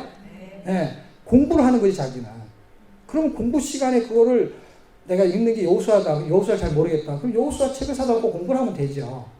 근데 읽는 거는 여호수아만 읽는 게 아니라 쭉 하나님이 창세기부터 요한계시록까지 나한테 무슨 얘기를 하고 싶은지를 읽어보는 거잖아요. 읽어보는 패턴이 성경에 있어요. 패턴이 완전히 다르게 있어요. 읽는 패턴, 읽는 낭독 프로그램이 성경에 있거든요. 그래서 우리가 하는 거예요. 그럼 공부 프로그램 있냐? 공부 프로그램 있어요. 설교 프로그램 있냐? 설교 프로그램 있어요. 디모데전서 4장에서 말이에요. 내가 읽을 때까지 네가 이 public reading scripture, 다시 말하면 그걸 본문을 싹 빼놓고 읽는 것과 권하는 것과 가르치는 것에 청명하라. 할 때 그거를 그냥 설명만 하게 되면 reading, 읽는 거. 근데 뭘 읽냐? 그걸 빼놨어요. 그리고 어떻게 읽냐? 퍼블릭으로 읽는 건데 다 퍼스널로 읽어요. 그러니까 본질에서 벗어난 거예요. 교회가 퍼스널로 하는 거에서 핵심적인 것만 퍼스널로 바꿔놓고요. 그리고 나머지만 퍼블릭으로 해요. 설교하는 거, 성경 공부하는 거, 기도하는 거 이런 건 다 공적인 프로그램을 갖고 있어요. 근데 공적인 프로그램에서 완전히 빠져버린 것 중에 하나가 성경 읽기예요. 근데 그 성경 읽기가 방해세력이 엄청 세고 그 성경 읽기를 통해서 나타나는 호소력이 얼마나 큰지를 지금 성도들만 몰라요. 그런데 그것만 빠져있어요. 그래서 힘이 없어요. 지식은 있고 머리가 있는데 힘이 없어요. 그 당시는 지식이 부족했는데 믿음으로 살았어요. 배운 것보다 실천이 더 많았기 때문에. 지금은 배우기만 해요. 실천을 안 한다는 게 아니라 배우는 데는 에너지를 굉장히 많이 써요. 읽는 것도 배우려고 읽어요. 근데 그게 아니에요. 읽는 거는 배우는 습득이 아니에요. 읽는 거는 저자의 생각을 캐내가지고 나한테 옮겨놓는 작업하는 거예요. 그분이 뭐라고 말하는지. 근데 내가 그걸 믿을 거냐 말 거냐. 그러니까 공부는 지식을 습득하는 거고 읽기는 저자의 생각을 옮겨오는 거예요. 그러니까 그분의 생각이 뭔지를 들어보는 거예요. 그거는 빨리 읽는 수밖에 없어요. 한 권을 통으로 읽어야 돼요. 그래서 그 사람이 말하고 있는 걸 들어봐야 되는 거예요. 그래서 어떤 사람이 말하고 있는데 중간에 끼어들잖아요. 대화를 할 때 좀만 기다려. 이 사람들이 뭔 얘기는 다 들어보고 얘기해. 근데 우리는 들어보지도 않고 그냥 공부부터 하잖아. 무슨 말을 하려는지도 모르고 그냥 인물 그냥 다 외우고 막 왕 이름 다 외우고 그거 외울 필요 없어요. 하나도 신앙생활에 도움이 안 돼요. 교사한테만 도움이 되는 거야. 내가 가르칠 사람한테만 도움이 되지 살아내야 될 사람한테는 진짜로 도움이 안 돼요. 살아내는 건 그걸 몰라도 되거든요. 안다고 잘못된 건 아니에요. 근데 알아야 될 거는 공부를 안 하기 때문에 역설적으로 하는 말이지, 예? 그거를 외우면 잘못됐다 이 뜻은 절대 아니에요. 근데 진짜 알아야 될 건 모르고 몰라도 될 걸 많이 알고 있기 때문에 제가 하는 얘기예요. 진짜 알아야 될 거는 딱 간단히 어떤 거요? 아까 예수님이 말한 거. 그거를 목적으로 기록하고 있다는 거예요. 그게 보여지면 주변적인 건 다시 보여져요. 그러니까 알아야 될 것을 알면은 몰라도 될 것은 몰라도 궁금하지가 않은데 알아야 될 것을 모르는 상태에서 몰라도 될 것을 알고 싶은 사람은 계속 질문을 하는 거예요. 궁금하잖아요. 그러면은 500원짜리를 자꾸 바꿔놓으면 돼요. 궁금하면 500원이니까.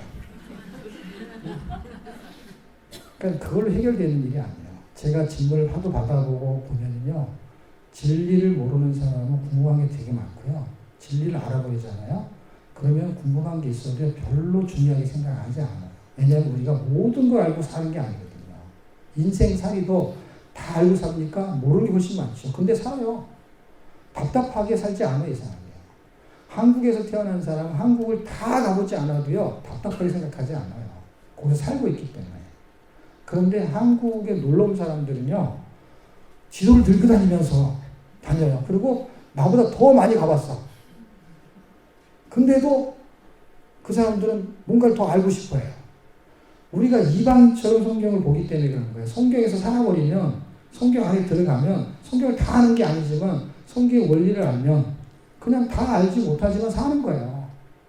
여러분이 모든 걸 알고 자녀를 낳습니까? 자녀를 키우면서 아는 거지. 그리고 다 키워도 사실은 제대로 키우지 못한 게 훨씬 많죠. 근데 그냥 하잖아요. 애 낳고 살잖아요. 그리고 모든 걸 다 알면서 우리가 음식도 뭐 100%다 이게 영양가 얼마 되고 100% 알고 먹습니까? 그냥 다 대충 먹는 거죠. 정확하게 아는 게 별로 없어요. 좋다고 하니까 그냥 다 먹는 거지. 맛있으니까 먹는 거지. 성경도 똑같거든요. 성경도 진리를 발견하면 나머지는 그걸 몰라도 되는 게 있어요. 그거 알아도 별 의미가 없는 것도 있고요. 근데 사실 우리는 다 키재기를 하는 거거든요. 연대기를 배우니까 조상이니까 나도 알아야 되고. 근데 하늘에 가서요. 너 얼마나 배우다 왔냐 이렇게 얘기하지 않아요. 내가 원하는 삶을 얼마나 살다 왔냐 이렇게 말할 것 같아요. 그러면은 지금 우리끼리는 그게 중요한지 모르지만 저 위로 가게 되면요. 우리끼리 중요했던 것이 하나도 호소력이 없을 수 있다면 그게 다 살고 나서 에너지를 딴 데다 쓴 게 되거든요. 그건 굉장히 억울한 거거든요.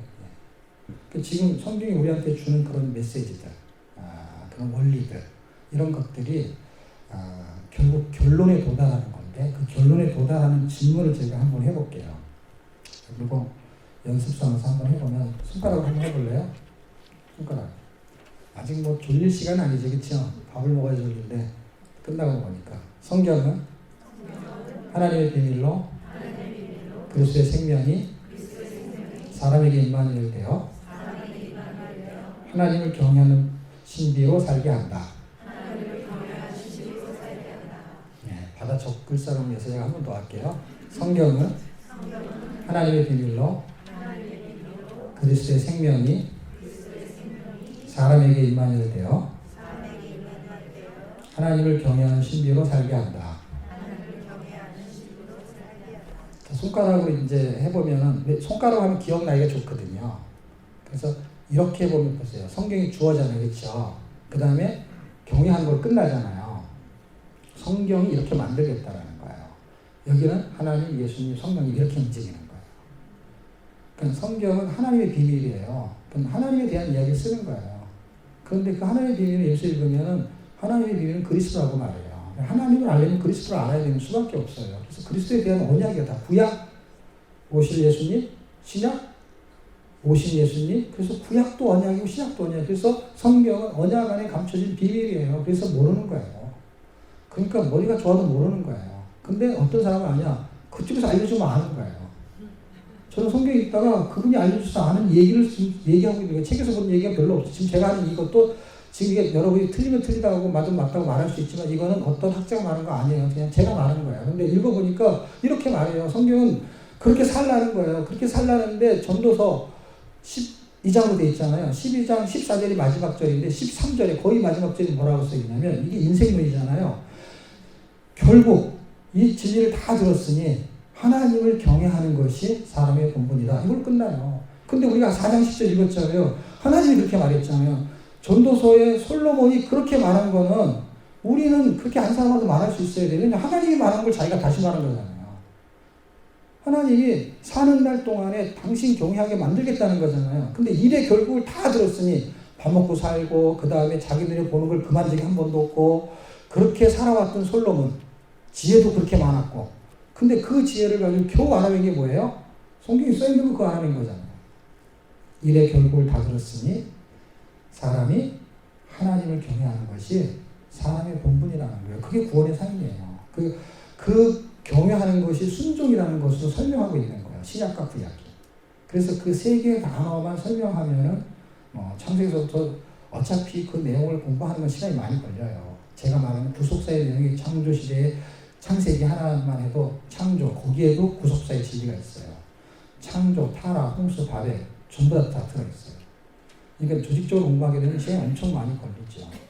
좀 개론적인 설명을 하다 보고 결국에는 그 얘기를 다 쓰고 제가 다 설명하고 이 이야기를 해야 되는데 이 이야기를 혹시 못할까봐 이게 결론이니까 결론을 알고 본론은 어차피 다양성이 움직이지만 이걸로 결론을 내게끔 성경이 움직이게 될 거예요.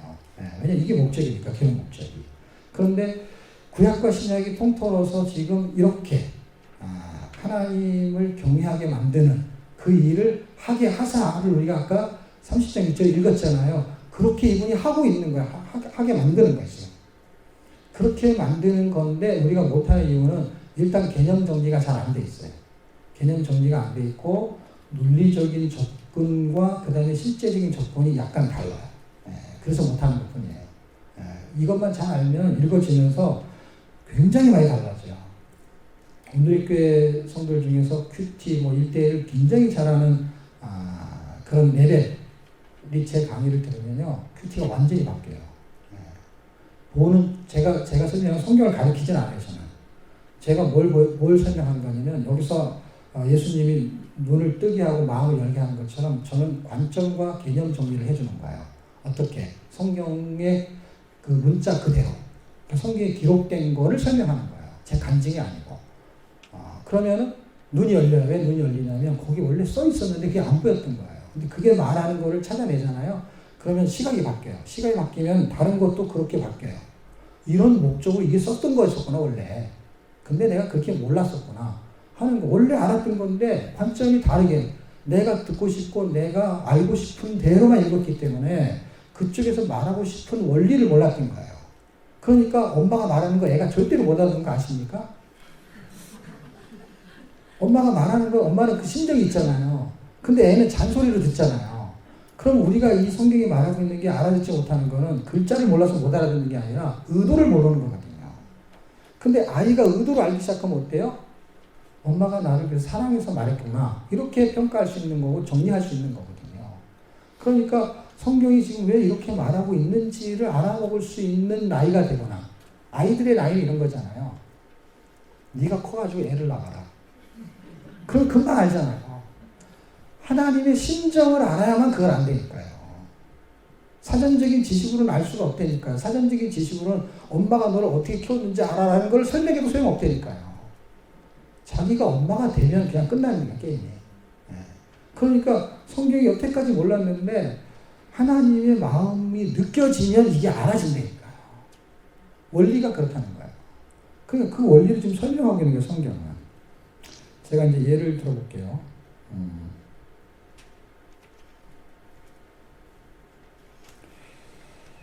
질문을 해볼게요. 질문. 여러분은 하나님을 사랑하십니까? 이렇게 질문을 하면 대답을 잘 해주시기 바랍니다. 여러분은 하나님을 사랑하십니까? 네. 자, 두 번째 질문이에요. 여러분은 하나님의 말씀에 순종하는 것이 잘 되십니까? 대답을 해요.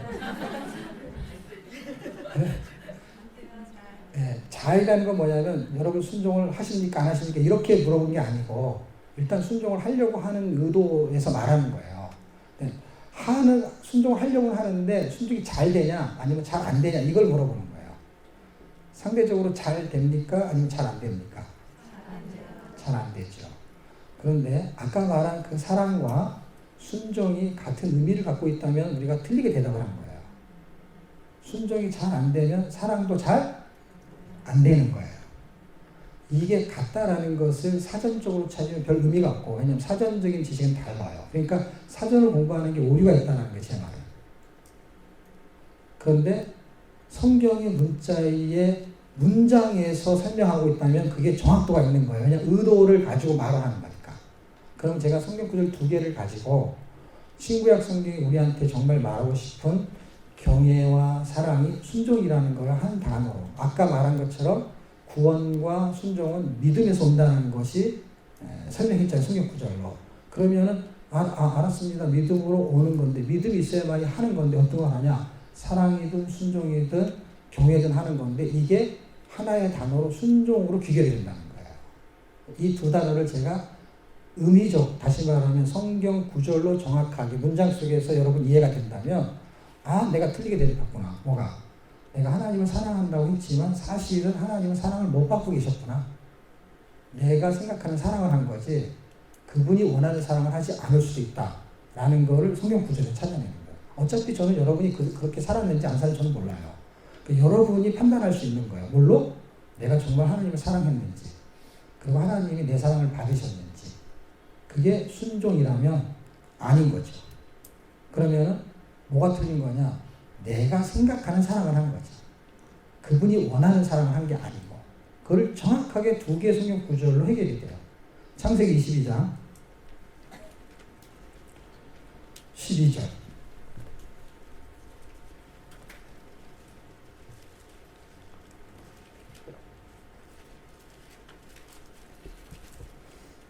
찾아 놓기만 하고요.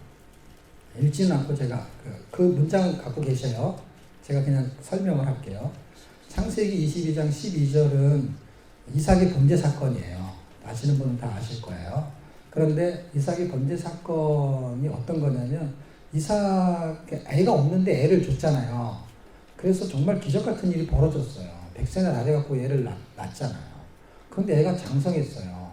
근데 그 애를 다시 달라는 거예요. 처음부터 주지 말던가. 줬다 뺏었다. 그 주는 것도 그냥 명예이전 같은 것처럼 무슨 예를 들면 뭐라고 했지 그런 거를? 옛날에 우리나라에서 그 장자의 집안에 남자가 없으면은 둘째 집에서 그 아들을 막 꼬주고 그런 거 있었어요. 꼬준다고. 그래갖고 그 호적을 이쪽으로 옮기는 거예요. 그 호적을 옮기는 것도 아니에요. 그냥 다시 죽여서 달라는 게 죽여서. 이게 쉬운 일이 아니잖아요. 그렇죠? 그냥 주는 것도 말이 안 되는데 그냥 그걸 죽여서 달라는 이야기가 22장의 사건인데 정말로 그거를 죽이려는 거예요. 죽이려는 그 순간에 하나님의 천사를 통해서 그 손을 붙잡는 느낌이 들게끔 그러면서 그걸 잡으면서 하는 말이 뭐냐면 이제 네가 나를 경외하는 줄을 알았다. 뭘 했는데? 순종이라는 단어는 없지만 그게 순종이잖아요. 그럼 순종과 경외가 같은 것으로 지금 성경이 해석하고 있는 거예요? 아닌 거예요? 해석하고 있는 게 맞죠. 그러니까 경외라는 건 잘 모르지만 순종은 우리가 이해가 쉽잖아요. 그러니까 경외를 한다는 거는 순종하는 걸로 경외하는 거하고 굉장히 진짜 엄밀하게 말하면 약간 달라요. 순종과 경외는. 경외심을 가져야만 순종이 되는 그런 어떻게 뭐 복잡하게 설명할 수 있어요. 근데 그냥 쉽게 설명하면 간단해요. 경외는 순종이다 이렇게 해도 틀리지가 않는다는 얘기예요. 하나님을 경외한다 라는 건 뭘 할 거예요? 헌금으로 할 거예요? 생각해 보세요. 뭐가 경외일 거예요? 그냥 무서워요 이렇게 경외일까요? 두려워요 이렇게 경외일까요? 근데 성경은 이렇게 하는 걸 경외라고 아예 모델을 보여줬잖아요.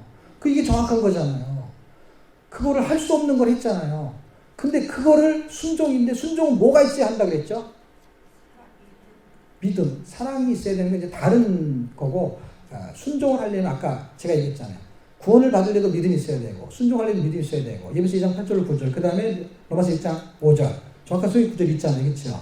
그러면은 믿음이 있어야 된단 말이에요. 그럼 이게 믿음으로 했을까요? 아니면 의지와 배짱으로 했을까요? 믿음으로 한 것을 찾아내기만 하면 돼요. 어디서? 로마서와 히브리서를 읽으면은 그렇게 말하고 있어요. 아브라함은 믿음으로 했다는 거예요. 그래서 사람들이 그 성경을 다 읽지 않고 이 앞부분만 읽으면서 말할 때는 믿음이라는 단어를 절대로 못 찾아내니까 어떻게 설교하냐? 야, 어떻게 그렇게 사람이 그럴 수가 있지? 그렇게 얘기를 해요. 근데 이게 믿음이라고 정확하게 로마서하고 히브리서에 말하고 있기 때문에 아브라함은 의지와 배짱으로 한 게 아니고 두려워하지도 않고 무슨 얘기냐면 어떻게 저걸 죽일 수 있지? 이런 묵상을 하지 않았을 것 같아요. 저는. 왜냐하면 어떻게 믿음이라고 설명하냐? 로마서와 히브리서에서 이렇게 설명해요. 하나님을 믿기 전에는요, 이삭을, 그게 이제 이름이 이제 이삭이니까, 이삭을 주겠다고 한 거. 시기가 이제 이삭이니까요. 주겠다고 했을 때 사실은 의심을 했을까요? 안 했을까요? 의심을 했기 때문에 이스마엘이 나온 거예요. 그런데 그 경험이 있었잖아요. 하나님이 반드시 주는구나, 이거는. 이걸 기다리기만 하면. 내가 믿음이 없었던 것 뿐이지, 이건 그것이 당신이 하는구나 하는 경험을 분명히 해서 이삭을 받았어요. 그래서 뭐라 그러냐면, 로마서 히브리서에서 그분은 없는 중에 있게 하셨다는 거예요. 그러면 죽어도 살릴 것을 믿었다 이렇게 써 있어요. 그는 죽일 수 있었던 것은 뭐 때문에 죽일 수 있었던 거예요? 하나님을 믿었기 때문이에요. 믿음이 순종을 가져다 주는 거지. 그분이 시켰기 때문에 하냐? 그럼 그분이 하나님이 지금 우리한테 시킬까 안 시킬까 뭐 하라고? 시키는데 우리 안 하잖아요. 그거는 믿음하고 관련된 거예요. 이게 얼마나 큰 일이에요. 내 자식 죽여서 달라. 이게 할 수 있는 일이 아니잖아요. 그렇죠? 근데 그런 일 아닌 것도 우리는 잘 못하잖아요. 그러니까 그건 지식과 믿음하고 완전 별개인 거예요. 그 믿음이 생겼던 거예요. 아브라함한테. 그래서 믿음으로 한 거예요. 그런데 경외를 믿음으로 한 거예요. 왜냐하면 그게 순종이니까. 돈으로 하는 게 아니고 시간으로 하는, 시간 많아서 봉사하는 거는요. 예수 안 믿는 사람들이 시간 많으면 구제도 하고 다 하죠. 예수 안 믿어도 비슷한 일 다 하면 되니까요. 네. 이건 믿음으로 하는 거예요. 이거는. 그럼 보세요. 신명기를 읽으면은 순종이라는 단어가 사실 28장에 나오긴 하지만 사실은 반복적으로 나오는 거는 경외와 사랑이 반복적으로 나와요. 하나님을 우리가 4장 10절 읽었지만 6장 5절 4절 6절부터 쭉 읽으면은 마음과 목숨과 힘을 다해 주 너의 하나님을 사랑하라. 그리고 그분을 경외하라. 이게 붙어 있어요. 근데 단어는 틀려요. 같은 뜻이에요. 같은 뜻이라는 게 뭐냐면 사랑을 하는 것을 순종이라고 봐요. 그러니까 그게 경외하고도 같은 뜻이에요. 같이 붙어 있는 거예요. 약간 분위기만 다르지 같아요. 그럼 어떻게 살 수 있냐? 신약성경 요한복음 21장 14절.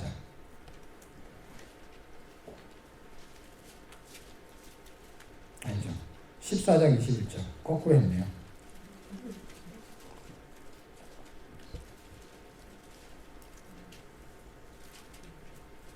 찾으셨나요? 네. 예. 그거는 신약성경이 쉬우니까 같이 읽어보실래요? 시작.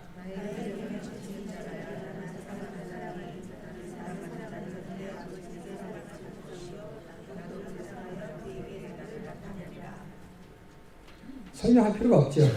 주석 볼 필요도 없죠. 나의 계명을 가지고 지키는 자라야가 뭐죠? 그러니까 그게 뭐죠? 함부로 맞아야 돼. 명사로 말하면 순종, 내 계명을 순종하면 이렇게 말이 틀리지 않는 거잖아요. 그러니까 내 계명을 순종하면 뭐 하는 거라고 그랬어요? 사랑하는 거. 그러니까 아까 우리가 질문한 거 두 가지가 순종은 안 되는데 사랑은 되는 거잖아. 그러니까 이거는 오차의 범위가 있는 거예요. 우리가 하나님을 순종 안 하는 게 아니라 순종하고 싶은데 잘 안 되는 것처럼 우리가 하나님을 사랑하고는 있는데 하나님이 원하는 방식이 아닌 거로 사랑했을 것 같다. 이 말이에요. 제 말이. 그 말이 동의해요? 그러니까 사랑하고 싶고 사랑하고 있는데 이렇게 하는 걸 사랑이라고 말했는데 나는 헌금을 많이 하는 걸 사랑으로 생각할 수 있다. 이 말이에요. 하나님을 사랑하기 때문에 한 거니까. 헌금도. 교회 봉사도. 내가 교회를 사랑하고 그래서 교회를 사랑해서 하는 게 있잖아요. 식사 봉사를 하고 뭐 하는 게 있잖아요. 그 다음에 하나님을 사랑하기 때문에 내가 교회도 사랑하고 목사님도 존경하고 뭐 그런 걸 다 대입시켜가지고 하는 거에 그게 틀렸다는 게 아니라 핵심적인 기준에서 빗나가면서도 할 수 있잖아요. 그 핵심적인 기준이 뭐냐면 하나님의 말씀을 순종하는 것이 그분을 사랑하는 것으로 지금 이꼴시켜놨어요. 그럼 이게 더 정확한 거잖아요. 내가 생각하는 사랑보다 그분이 원하는 사랑은 이거잖아요. 그분을 사랑한다고 하면은 나는 내 방식대로 할 수는 있지만 그분이 사랑을 받고 있지는 않는 거잖아요. 느낌이. 그러니까 그분이 원하는 사랑이 이거였던 거잖아요. 어떤 거요? 그분이 말하는 것을 들어주는 것. 그리고 거꾸로 해석해가지고 인간 쪽에서 해석해 봅시다. 사랑하는 사람 말을 들어주기가 쉬워요? 어려워요? 쉽죠. 사랑하기 때문에 그 사람 말을 들어주잖아요. 그러니까 하나님 사랑하지 않는 꼴이 돼버린 거예요. 역설적으로 말하면. 그렇다고 안 사랑한다고 말할 수도 없어요. 왜냐하면 사랑은 하는데 그분이 원하는 사랑을 몰랐다고 말할 수 있는 게 더 좋을 것 같아요. 그래 여러분이 기분 나쁘지 않으시죠? 몰라서 그랬던 거라면 몰라서. 근데 이제 알았죠. 부담스러운 건지 계속 몰랐어야 되는데 이거 어떻게 어쩌다 알아가지고 이제 큰일 났네. 이거 하는 방법을 제가 설명하고 마치려고 합니다. 왜냐하면 이제 알았어요. 하나님을 사랑한다는 것은 하나님의 말씀에 순종하는 거고 사랑하기 때문에 순종하는 거고 순종하니까 사랑하는 거. 그런데 순종이 잘 안 됐던 거. 그런데 그게 믿음에서 온다고 제가 말했잖아요. 그 믿음이라는 게 어떤 통로를 타고 오는지를 이해하면 그게 좀 수월해집니다. 그리고 거기에다 에너지를 써요. 그러면 결론을 말해볼게요. 아까 이런 얘기 한 적 있잖아요. 믿어야 순종이 된다고 했잖아요. 근데 성경은 우리에게 순종을 요구하잖아요. 신명기 28장도 하나님의 말씀대로 살아주기를 원해요. 그래서 그렇게 순종하면 우리 인생이 잘 되게 해주겠다 하는 게 신명기 28장의 이야기예요. 그럼 우리가 순종하면 되는데 순종이 잘 안 되잖아요. 그래서 로마서 1장 5절을 읽으면은 믿어 순종하게 하나니 할 때 그 앞부분부터 로마서 읽어보면은 뭘 믿냐 할 때 예수 그리스도가 하나님의 아들인 복음이라는 걸 믿으라는 거예요. 그래서 1장 4절까지가 그분의 인성과 신성을 쭉 말하면서 그분의 복음을 말해요. 그러니까 예수님이 구약성경에서 말했던 그분이 하나님의 아들로 왔던 것이 실제 나타나서 신약에 등장을 했는데 그분을 복음으로 믿으라는 거예요. 그걸 믿으면 하나님께 순종할 수 있다 이 말이에요. 영어 성경도 그렇게 말하고 있어요. 믿어 순종이 오려면 믿음이 있어야 된다 이렇게 번역하고 있거든요. 그러니까 뭘 하려면 뭐가 있어야 돼. 목말라 그럼 물이 있어야 되는 거잖아요. 순종을 하려면 뭐가 있어야 된다고요? 믿음이 있어야 되는 거예요. 그러면 믿음을 내가 가지면 되는데 잘 보세요. 사람 몸에는 생성되지 않는 것이 있대요. 비타민 중에. 그게 뭐죠? 비타민 C는 생성이 안 된대요. 그러니까 그걸 먹어줘야 된대요. 그런데 비타민 C가 생성이 되는 그 동물 같은 게 있거든요. 근데 사람은 그게 안 된대요. 그러면 믿음이라는 것이 내 속에서 자아 의지를 가지고 생성이 된다 그러면 내가 믿음을 생산하면 되잖아요. 근데 믿음도 비타민 C처럼 자가 발전이 안 된대요. 안 된다는 걸 어떻게 알 수 있느냐? 히브리서 12장 2절 읽으면 알 수 있어요. 히브리서 12장 2절에는 믿음의 주요 온전하게 하시는 예수를 픽스온 지저스 바라보자 이렇게 써 있어요. 그러면 믿음의 주인이 나예요? 그분이에요. 네. 믿음의 주요, 온전케 하신 예수님이 믿음의 주인이라는 거예요. 그러니까 믿음의 주로 오도 이렇게 그냥 일반 NIV는 그렇게 쓴 것 같아요. 그러니까 그거를 그대로 해석하면 저자 이런 것이고, 사실 원어적인 것으로 해석하게 되면은 믿음의 창시자 이런 의미예요. 믿음을 만들어내는 분이 누구라는 거예요? 예수님이라는 거예요. 그러니까 아이가 뭘 사고 싶어, 뭐가 먹고 싶어. 그러면 누굴 쳐다봐야 돼요? 엄마를 쳐다봐. 엄마를 왜 쳐다봐? 예뻐서? 엄마를 쳐다보는 이유가 뭘 것 같아요, 여러분 자녀들이? 돈의 창시자, 돈의 주인, 우리 집의 돈의 주인, 그 사람을 쳐다보면 돈이 나오니까. 쳐다보는 이유는 돈을 달라는 얘기예요, 돈을.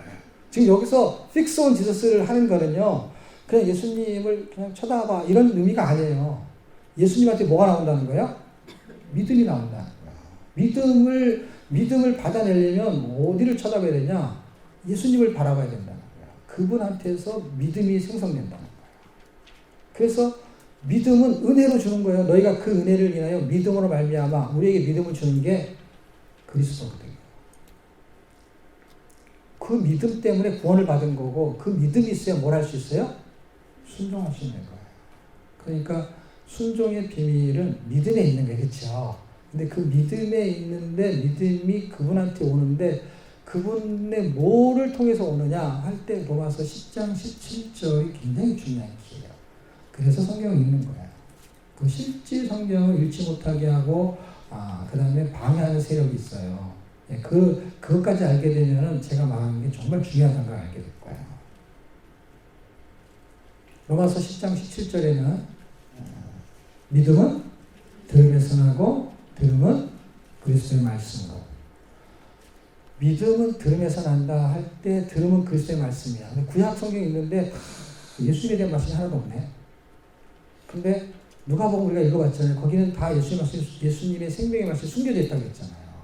시편에는요, 구속사의 복음이 얼마나 많이 숨겨져 있는데요. 잠언은 말할 것도 없고. 사람들은 잠언은 뭐 지혜라고 하는데 그 지혜가 예수님인 걸 전혀 알 수가 없는 거죠. 생활의 지혜가 아니거든요. 그러니까 정말 분명하게 예수님의 구속사를 말하고, 제가 그냥 찝어서 이렇게, 지금 제가 이렇게 성경 구절을 찝어서 같이 읽었잖아요. 그러면 지금 이해가 돼야 안 돼요? 되죠? 그것도 그대로 이해가 돼요. 주석 찾아갖고 뭐 학자 이렇게 말했으면 그런 얘기 할 필요도 없어요. 그냥 그대로 써놨는데 이상하게 그게 안 보여요. 근데 제가 설명하면 보여요. 왜? 저도 안 보였는데 보였기 때문에 그 원리를 제가 아는 거예요. 제가 설명하고 보인다는 건 제가 능력이 있다 그 말이 아니라, 내가 안 보였는데 어떻게 하니까 보였는지를 경험을 했잖아요. 그 경험을 했기 때문에 여러분이 안 보이는 이유를 내가 다 아는 거예요. 왜냐면 저도 안 보였으니까. 근데 어느 날 이게 보이기 시작한 거예요. 보이기 시작했는데 초점은 그거였는데 이상하게 그게 안 보이는 거예요. 그리고 이상하게 거기다 줄을 안 쳐요. 줄을 다 어디다 치는지 아세요? 나한테 유익되는 거는 줄을 치는 거예요. 그러니까 내가 읽고 싶은 대로 읽고 내가 듣고 싶은 대로 듣는 거예요. 근데 성경은 내가 듣고 싶은 얘기를 하는 게 아니라 당신이 하시고 싶은 얘기를 하는 거예요. 이해가 돼요? 그분이 하시고 싶은 얘기가 듣기 싫은 게 있잖아요. 그러니까 엄마는 당연히 하고 싶은 얘기가 있잖아요. 근데 애가 듣고 싶은 얘기가 그게 맞아요, 틀려요? 엄마가 막 진짜 하고 싶은 얘기를 듣고 싶어요? 안 듣고 싶어요? 안 듣고 싶어 한다니까요. 그러니까 엄마 한 소리 안 듣는 것처럼 여기서 말하고 있는 게 꼭 엄마가 말하는 말하고 똑같은 건데 나한테 그게 안 들리는 거예요. 그러니까 거기는 줄이 안 가는 거예요. 줄 긋는 거는 내가 원하고 내가 듣고 싶은 그 소리에다만 줄을 긋는 거예요. 근데 잘 읽어보시면요, 그분이 말하고 싶은 게 있는데 그분이 말하고 싶은 게 어느 날 들리기 시작하잖아요. 보기 시작하잖아요. 그럼 제 말을 이해할 수 있어요. 이거는 공부에 제가 이렇게 가르쳐갖고 되는 일이 아니고 제가 원리만 설명하고 읽잖아요. 그 사람들이 다 알아맞혀요. 왜? 성경에 써있는 건 어떤 책을 읽어야 됩니다. 이게 아니잖아요. 그냥 이 책만 읽으면 돼요. 이 책만 읽어서 모르는 건 다른 책을 봐야 되죠. 근데 제가 말하는 건 본질을 말하고 있는 건 이 책만 말해도 읽어도 충분하기 때문에 아이들이나 여러분 읽을 때 초점만 잘 잡고 읽어줄 때 제가 말한 대로 하나님의 마음, 다시 말하면 성경이 내가 꼭 들었으면 좋겠는 말을 지금 하고 있는데 여러분이 그게 어떤 말인지를 지금 몰라도 다 알 수 있어요. 어떤 말이냐면 내가 듣기 싫은 소리가 딱 나한테 하는 얘기예요. 원수를 사랑하라. 듣고 싶어요? 듣기 싫어요? 듣기 싫어요. 근데 나한테 하는 얘기예요. 내 옆에 사람한테 하는 얘기가 아니라. 그런데 하나님을 사랑하고 원수를 사랑하고 하는 것은 다 뭘로 하냐면요. 지식으로 되는 게 아니라 믿음이 있어야 되는 거예요. 그래서 믿음은 들으면서 하고 들으면 그리스도의 말씀인데 구약 성경에서 그리스도의 말씀이 안 들리잖아요. 안 보이잖아요. 근데 이게 열리기 시작하면 이게 그리스도의 말씀인지 들려요. 그리스도의 말씀은 그리스도의 행적이나 그리스도가 뭘 했던 업적을 말하는 게 아니에요. 그분의 본질, 생명을 말하는 거예요. 그래서 그 생명과 본질을 읽어내는 사람은 그 생명이 들어오는 거예요. 그분의 본질이 들어오는 거예요. 고린도서 3장 3절과 4절에는 너희 생명은 이제 죽었고 그리고 우리 생명이신 그리스도께서 그래서 생명이 바뀌어버리는 거예요. 그 삶의 가치관이 바뀌는 거예요. 그래서 왜냐하면 존재 자체가 바꿨다는 것이 믿어지는 거예요. 이제 사는 것은 나를 위해 사는 것이 아니라 갈라디아 2장 20절 그리스도를 믿는 믿음 안에서 사는 거예요. 그 믿음으로 산다는 뜻이에요. 예수 거기다 어떤 믿음이냐? 그것도 예수 믿음이라는 거예요. 우리는 믿음을 또 착각해요. 내 믿음하고 달라요. 예수 믿음이 내 믿음 되면 내 믿음이라는 말을 쓸 수 있어요. 그렇지만 예수 믿음하고 다른 내 믿음은 내 믿음인 거예요. 근데 예수 믿음은 어떤 거냐면 예수님이 십자가에 달려 죽으실 때 믿음을 갖고 죽었을까요? 그냥 아유 그냥 너무 힘들어 죽어버려야지 이렇게 죽었을까요? 응?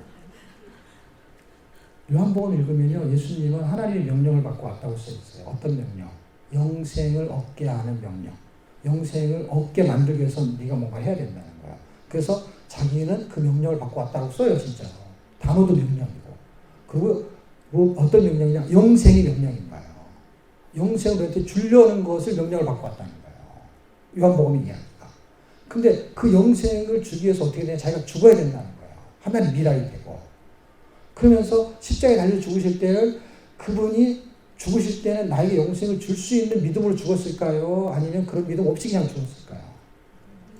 그 믿음으로 죽은 거예요. 그 믿음을 믿어야 예수 믿음인 거예요. 예수 믿음 구원받고 천국 가 이런 믿음이 아니라니까요, 여러분.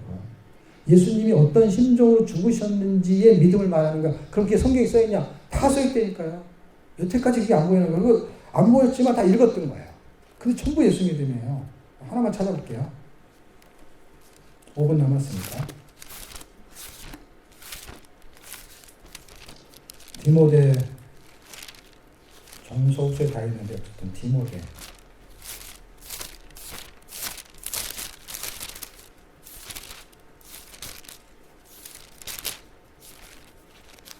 우리가 잘하는 걸로 볼까요?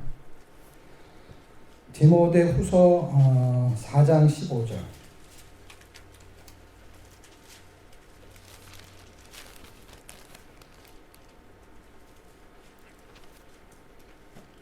우리가 잘하는 거잖아요. 또 내가 어려서부터 성경을 알았나니 성경은 능히 너가 하여금 그래서 예수 안에 있는 믿음으로 말미암아 구원에 이르는 지혜가 있게 합니다. 예수 안에 있는 믿음은 예수 믿음이잖아요. 예수 믿음, 예수 안에 있는 믿음으로 말미암아 구원. 예수님이 이 믿음을 갖고 있고 이 믿음을 우리가 믿는 거예요. 성경에는 그런 능력이 있다라는 거예요. 성경을 알았나니 성경은 이걸 말하고 있다라는 거예요. 디모데 전서 3장 13절 집사의 직분을 잘한 자들은 아름다운 지위와 그래서 예수 안에 있는 믿음에 큰 담력을 얻느니라. 예수 안에 있는 믿음이요 예수 믿음이고요.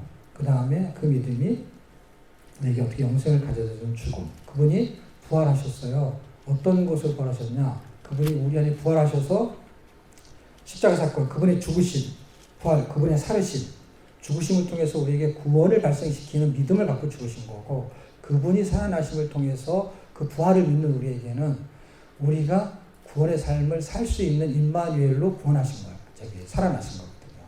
그분의 믿음으로 부활을 믿는 거거든요.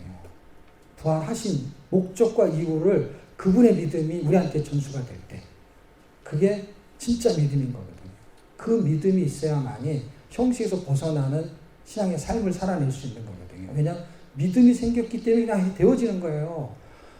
믿음이 없는 거는 그걸 억지로 하기 때문에 힘든 거예요. 근데 믿음이 있는 건 억지로 하는 게 아니라 그렇게 되어지는 거예요. 그냥. 그게 사라지는 거예요. 그 믿음으로 그렇게 사라지지 않는 사람들은 그냥 먹고 살다가 그냥 사라지는 거예요. 사라질 것인지 사라질 것인지 둘 중에 하나 선택하시기를 바랍니다. 그렇게 살기를 축복합니다. 여기서 마치겠습니다. 수고하셨습니다. 감사합니다.